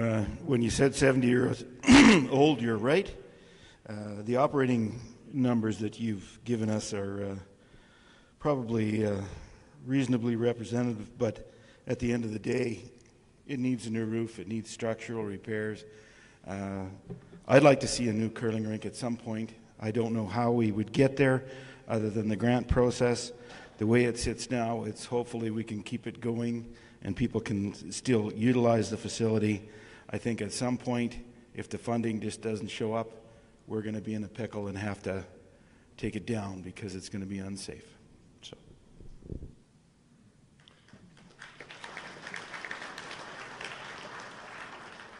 Same question to Margaret English.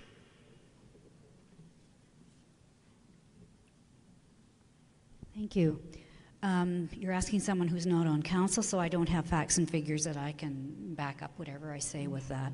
However, I can't see a community here without a curling rink. And there's fundraising for many purposes. I'm sure there could be fundraising for this as well. And as they were saying, grant processes. Other than that, I can't expound any further on that. Thank you.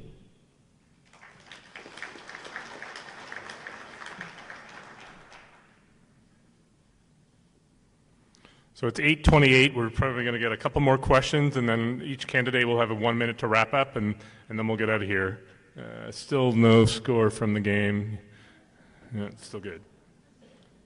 The next question, I'll start with Cheryl Schaaf.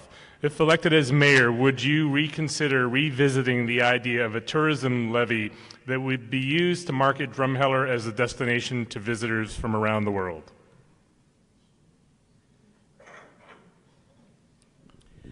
Since I worked in the tourism industry, I did vote against the levy that was mandatory because I don't believe it's a bylaw. I don't think there should be a bylaw.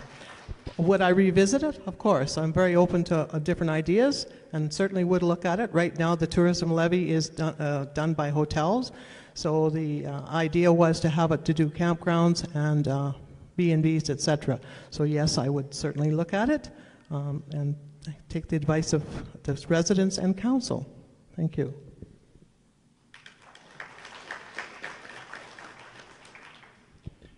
Ironically, I've asked a lot of people about their input on this tourist levy, and it's definitely a bone of contention.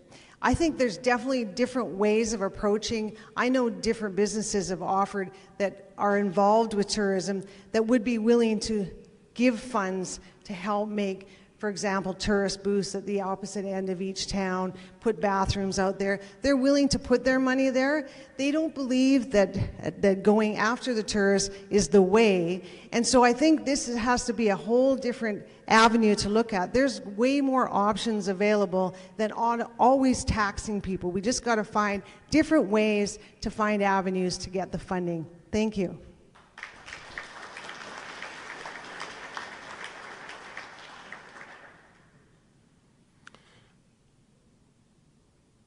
The next question has to do with unifying our communities. How would you work to unify the outlying communities of East Cooley, Rosedale, Wayne, and Nackmine with Central Drumheller? And I'd like to start with Greg Polson, please. Group 2. For something like that, to get all the communities together, simple as something, like the question we had earlier on the ski hill, make that into a center point for the town to do different functions, to just come out and hang out with each other and have a bonfire or things like that. There's been a lot of rinks being built right now, and Nackmine's been crying for volunteers. Rosedale had their new rink built. I saw the town had a lot of their folks doing that. It's just everyone helping each other and volunteering and just asking for help and get to know people. I know a few people out in East Cooley. I know a few people in Rosedale.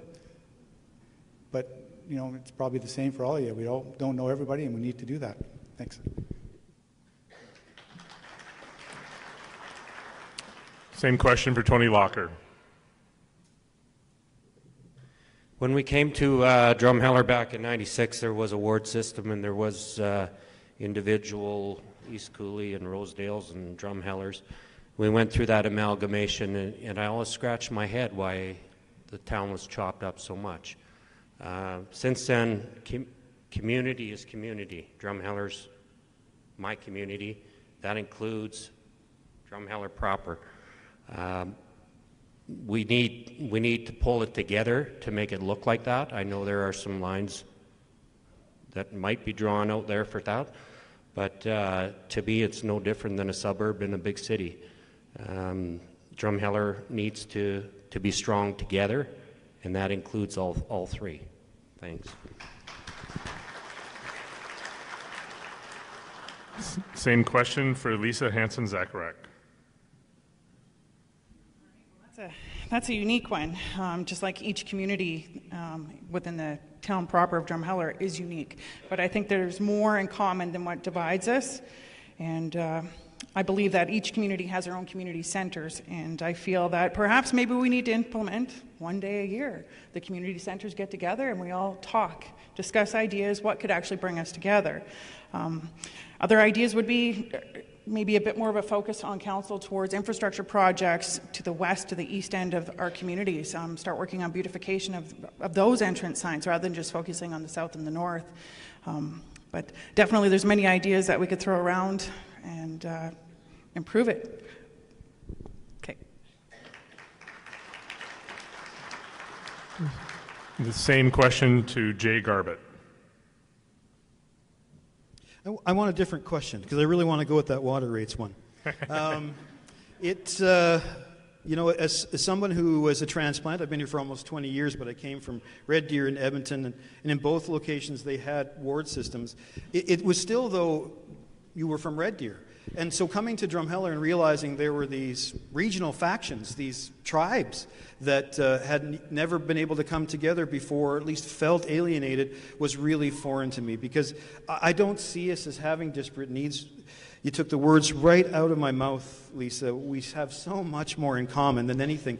And yet it is true that some of those areas are treated unfairly, and that's got to stop. I mean, I know when our first year we were talking about snow removal. It's ridiculous that we would send a plow all the way out to East Cooley on the highway to do one road and come all the way back when there's only 5 roads. It just would mean come back to Drumheller a little bit later because their access to the highway is their access to the necessities of life. So I think we can do harder to make sure the town takes leadership. Thank you, Jay. Pull me off. Yeah.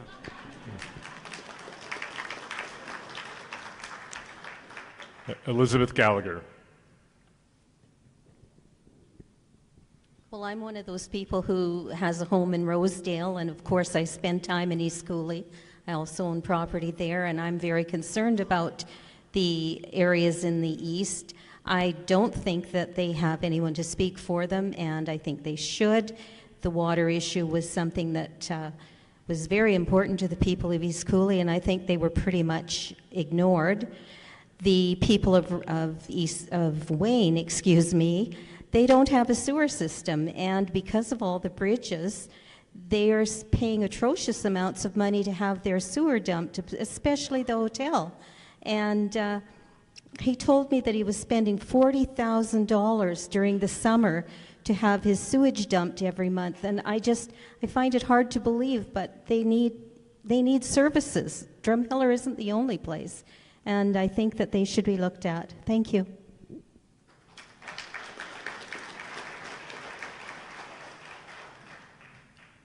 Christine DeMott. I believe that the number one thing that's going to unify communities and bring us all together as one is, of course, communication.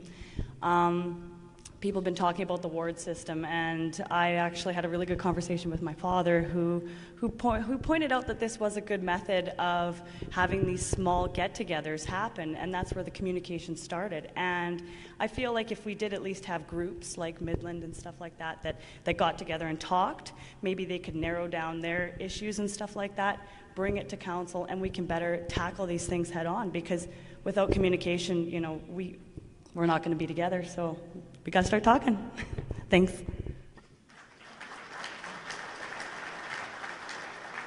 Please turn my mic off.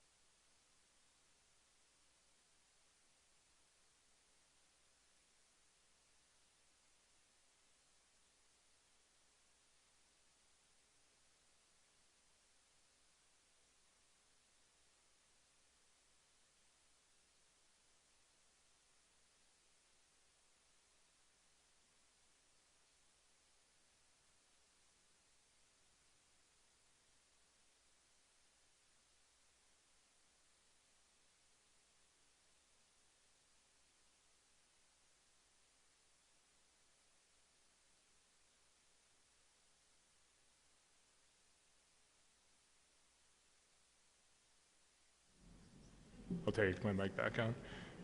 All right, we're going to do 2 more questions. just get my order here.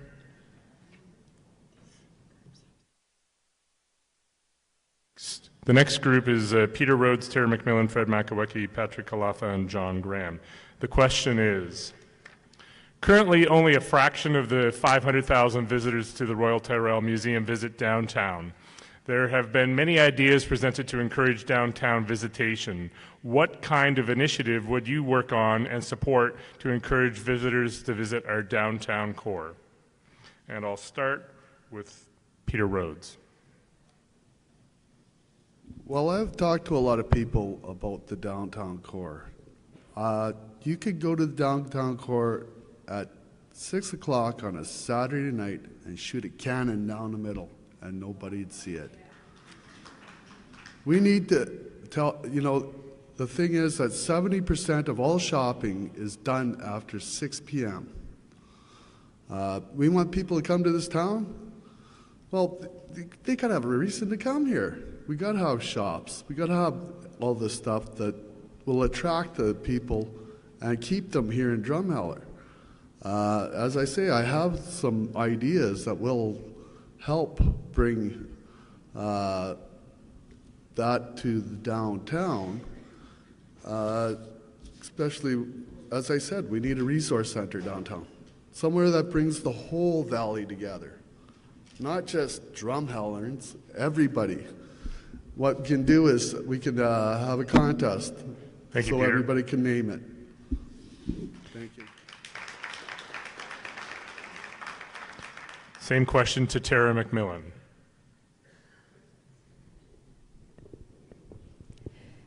This is a loaded question for me because I believe that we need a gathering place in our downtown core that is for our locals to use first and foremost, and will be a gathering place for the tourists when they are here in town.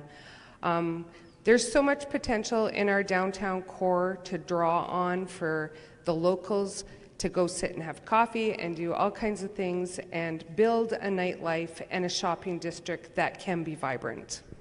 Thank you.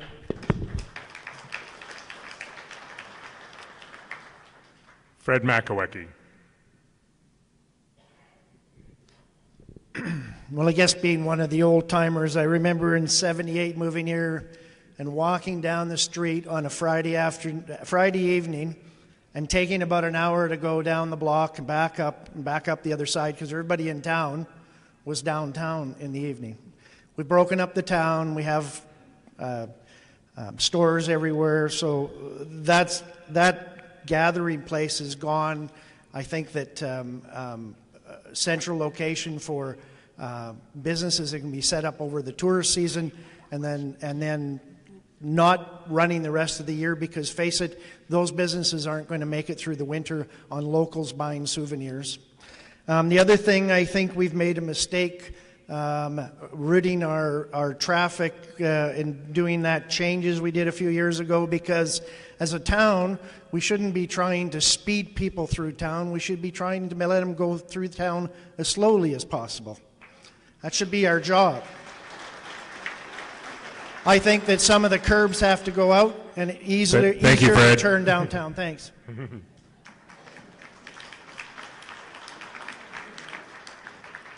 Same question to Patrick Kalafa. Well, as a tenet of economic development, to bring people downtown, we need to bring entrepreneurs downtown.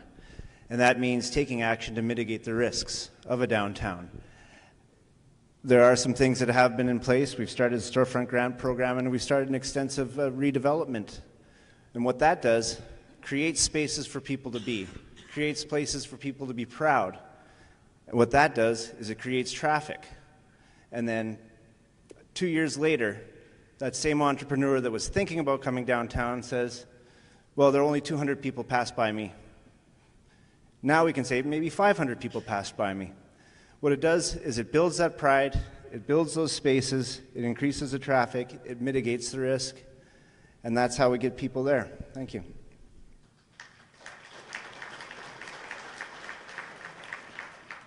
John Graham, same question, please. Hello, my name is John Graham. I'm a realist first, and I've sat on too many committees and boards over the years.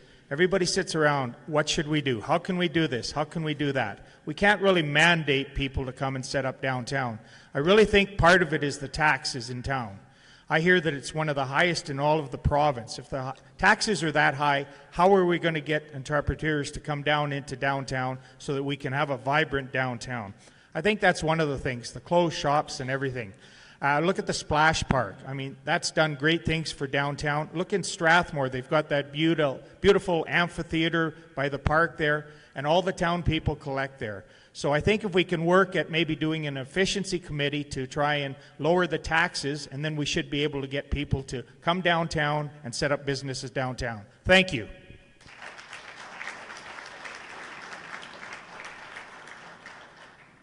Heather, one more question, right?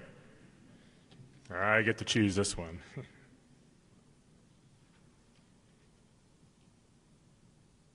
For group number 4, would you support the development of a small home community, also known as tiny homes in Drumheller? And I'd like to start with Margaret English, please. Thank you. Actually, I'm always in favor of tiny homes, living in one myself. Close. But anyway, I understand, I know the concept you're talking about, and it is happening all over the province in different ways. So definitely, not being on council, I don't know the infrastructure problems it could create, but I'm sure where there's a will, there's a way, and it certainly would bring people in. There are those who believe in the tiny house concept. I do. It's a good one.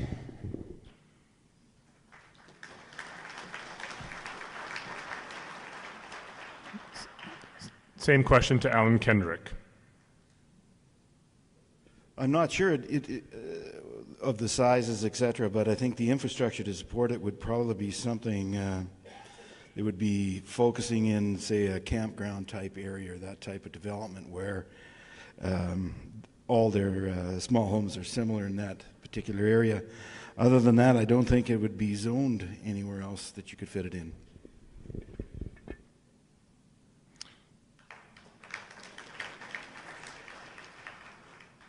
Same question to Dwayne Nagy.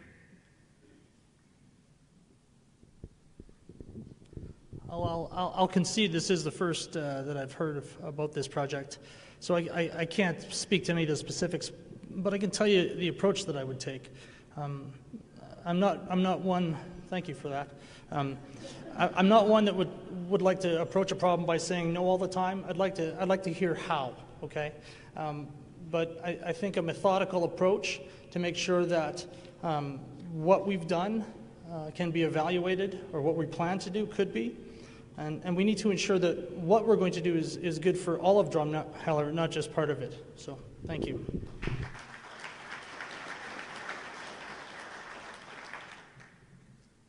Next is Kaylon Sykes. I kind of like the idea of the kind homes. It'd be, I think, a unique thing to bring to town. The trick would be finding a spot for it and seeing if something we could afford and if the people want it more than anything.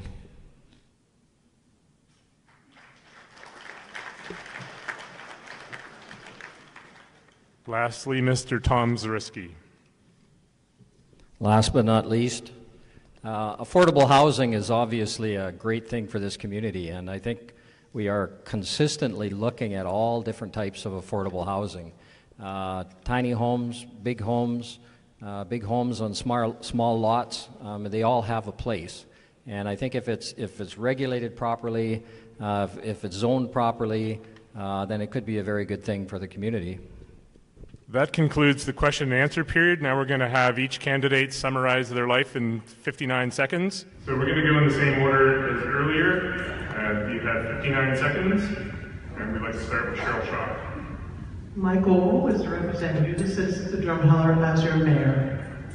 Do I have all the answers to your questions? No, I do not. But if you put your trust in me as your mayor, I will work tirelessly to represent Drumheller, and I think all of Drumheller. I don't think of Drumheller as Drumheller Central. So I think of Drumheller as Midland, Nantmine, East Cooley, Wayne, Cambria, Rosedale, That's all Drumheller. So, I would represent you as best I could, and I think the main thing that we need to do here is communication between counselors, communication between counselors and the residents, and I think we need to hold more meetings. I have lots of different ideas. Please check out my website at cherylshop.ca, and thank you very much for coming tonight. I really appreciate it. And on October 16th, please vote Cheryl Shop for me. Thank you very much.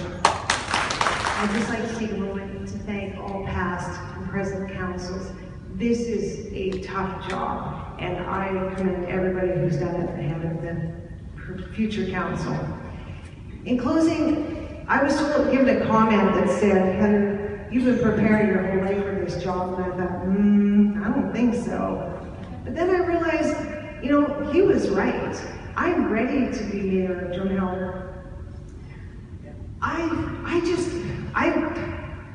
I don't know how to tell you how much this means to me. I want this job. I want the best job in Drumheller, and that is to be your mayor. I'll give my heart and soul to making the best I can for this community. I make no promises, but I'll work my butt off. So on October 16th, I hope you vote Colgan for mayor.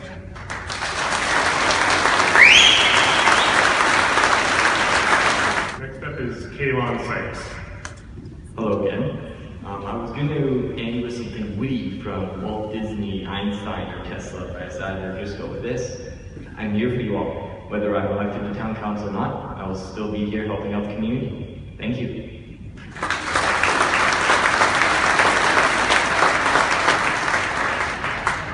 Tom Zariski. So I'd just like to thank ATA, Virginia, good job. Chamber, good job. I'd like to thank all the candidates for coming out this evening. I think it's great that we have so many people in this community that are interested in making this community better. You compare that to Vulcan, they had, 5 candidates for 6 councillor positions. So we've got a good group of people who are very concerned. I'd like to thank you for coming out. You are the people who are the movers and shakers in the community and interested in voting. And I would ask, however, that if you know of somebody who might be a little bit mobility challenged or something, or an apathetic teenager, get them out to vote. I would just like to say I'm going to continue what I've been doing on council the last number of years, and that is what I call a stop, start, continue. I look at things that aren't working and try to stop them. I look at things that we can steal from other communities and try to start them here. And I look at things that we're doing very well in the community and try to make sure that we have the funding to keep them going. Thank you.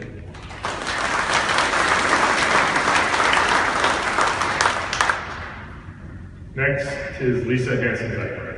Well, the work on council is never done. There's always improvements needed, ideas to be implemented, and lobbying to accomplish. We've worked hard these last 4 years to carry this town through one of the worst recessions in Alberta's history. Together, I know that we can thrive. My dad always said, Lisa, anything worth having is worth fighting for. I haven't given up on this community, and I hope together we can carry the day and work with our hurdles, using them to our advantage to make us something to roar about. On October 16th, please vote for dedication, experience, and tenacity. Thank you.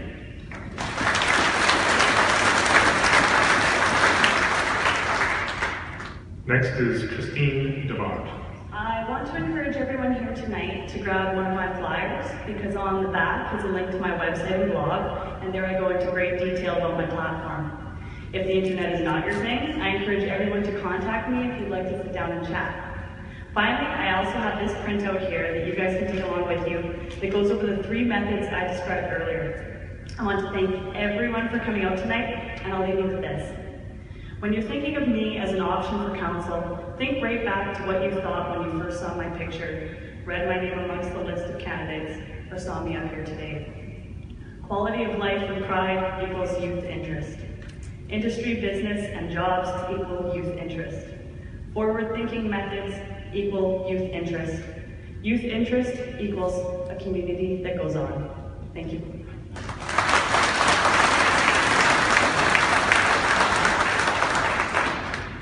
Next is Elizabeth Gallagher. I hope you'll all decide to vote for me, and if you do, I will listen to each and every one of you and be available for a coffee or a phone call to hear your concerns.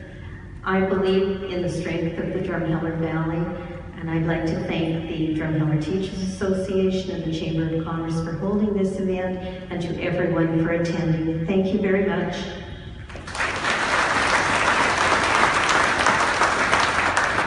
Next is Margaret English. Thank you. Thanks to everyone for coming. Thanks for the organization of this. It's been really good. It's a great opportunity for discussion. I just urge you to pick up my brochure at the door. It really says everything. I can't make promises to you that can't be kept.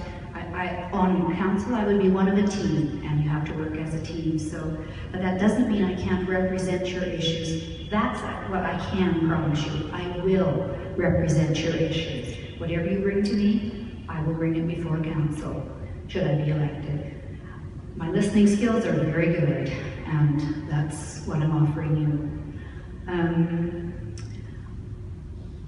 Always, I will welcome you when you attend meetings. As I said before, I'm about democracy. Come to the meetings. I personally will welcome you at the door. It's your building. It's your council. Come, you're welcome, and I'll welcome you personally. I'd like to make that change in Drumheller. Thanks.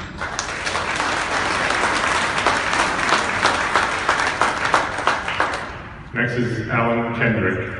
Thank you. I'd like to thank the organizers. Obviously, they've done a great job this evening, as well as thank everyone here for coming out. I would hope that everyone gets out and votes and encourages others. I'd like to wish my fellow candidates good luck.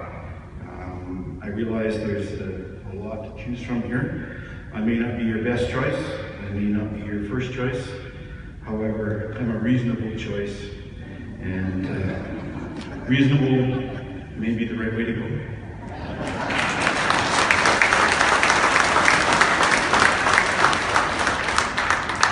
Next is Mr. Peter Rhodes. Thank you, everybody, for coming out this evening. I'm sorry I wasn't informed about a few things. I want to talk to you about disconnection. Our society has become disconnected.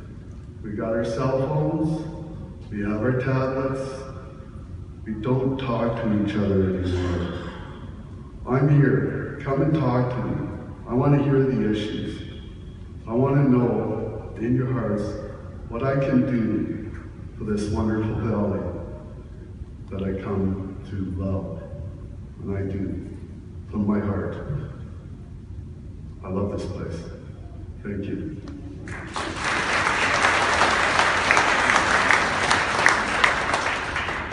Next is Patrick Kalafa. Thank you to the Chamber of Commerce and the local ATA for hosting this event. There's no doubt the community is facing many challenges and has all kinds of issues that we need to deal with. We must also remember that we are blessed to have many advantages in this community. The primary one is the people who live here. From day one coming to Drumheller, I was struck by the volunteerism and community spirit. Looking on the stage, I see people who have given their time and resources to this town. This is something I greatly respect. People are our strength, and these relationships need to be appreciated, cultivated, and renewed. And I wish to make that a priority if elected. The incoming council will need to gain the trust of the community. This is for people in all walks of life. It's about making sure people feel appreciated and communicated with effectively, making sure their interactions with the town are pleasant and constructive. So I humbly ask for your support to have the opportunity to be a part of this team and move the community forward in a positive direction. Thank you.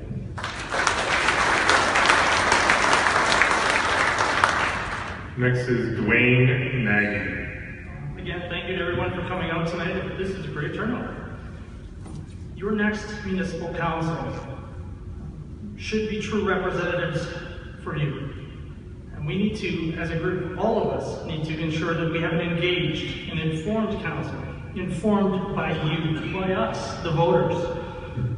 We need to ensure that our next council are advocates for our community.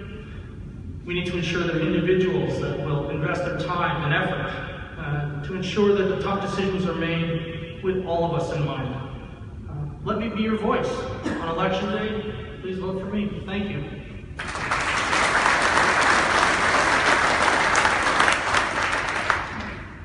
is Jay Garland. I think that's what's referred to as a smattering of applause. This is going to be fast. Thank you, everyone, for hanging in there with us tonight. Since we all love the Valley and we all have ideas we want to implement, let me send you home considering these things. First, we're all just people, and think about the contradictions in some of your expectations. I think most of you want us to be forward-thinking, but tonight there were two questions that really involved taking giant steps backward. And so beware about people who are only telling you what you want to hear. I want you to consider that this election is about choosing candidates who are tuned in and engaged to the real issues facing us, have proven themselves through service, and will tell you truths you may not want to hear. That are community heavyweights and are ready for this important job. I hope I've proven through service that I am that candidate. I'd like to thank everybody involved for hosting this forum. I'm ready to be your strong and sensible voice on council. Thank you.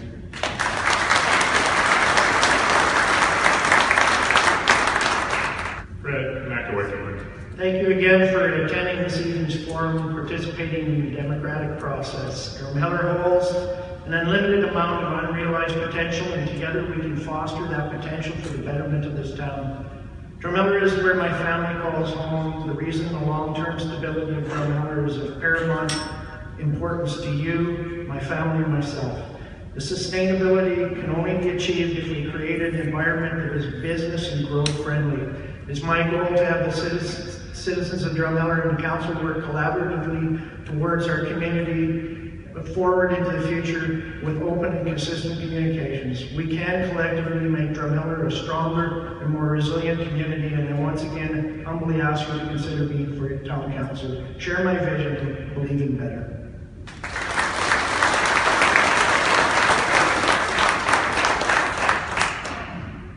Next is Greg Polson. Again, thank you all for coming out tonight. I think about a wide variety of questions tonight. The new council will have their hands full, from ski hill questions to the wars, the throwing range, to taxes. We have a lot of hard work to do in the future. Truth believe by really listening to the people, we can then get a lot of these areas fixed. We have to do it together, work together. We need to be proactive and think outside the box, attract new businesses to the town core. Please, on October 16th, get out and vote for Greg Bowles, and I look forward to working as your councillor for the next 4 years. Thank you.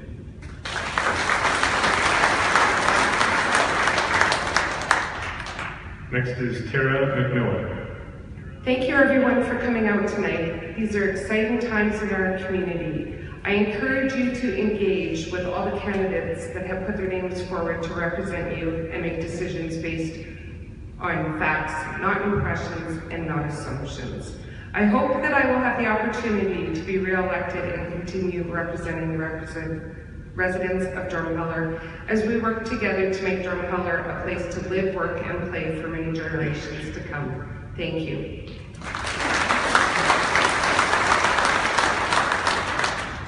Next is John Graham. Thank you. My name is John Graham.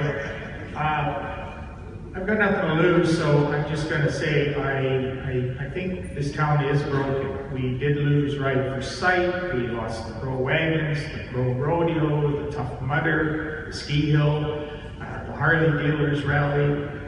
Drumheller has high taxes. I think that we have to work together. There's disconnect with the community. I'm sure the council has worked hard. I know what the council is like. And we have to work together. I'm a go-getter. People say they should do this and they should do that. There's no they. We are they. We have to work together. We have to get things done. Like Albert Landry, a good friend of mine, said years ago, John, people either like you or they don't like you. There's no in between. Well, I'm asking that you vote with your minds, because you know I will get things done. Thank you very much.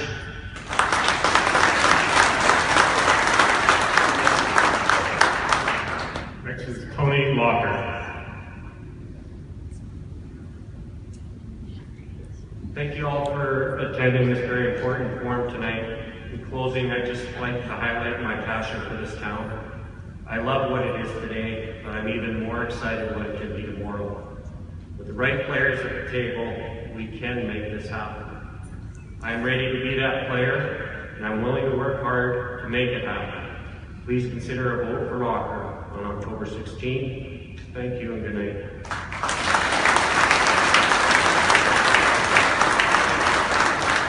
I'd like to thank all the candidates tonight.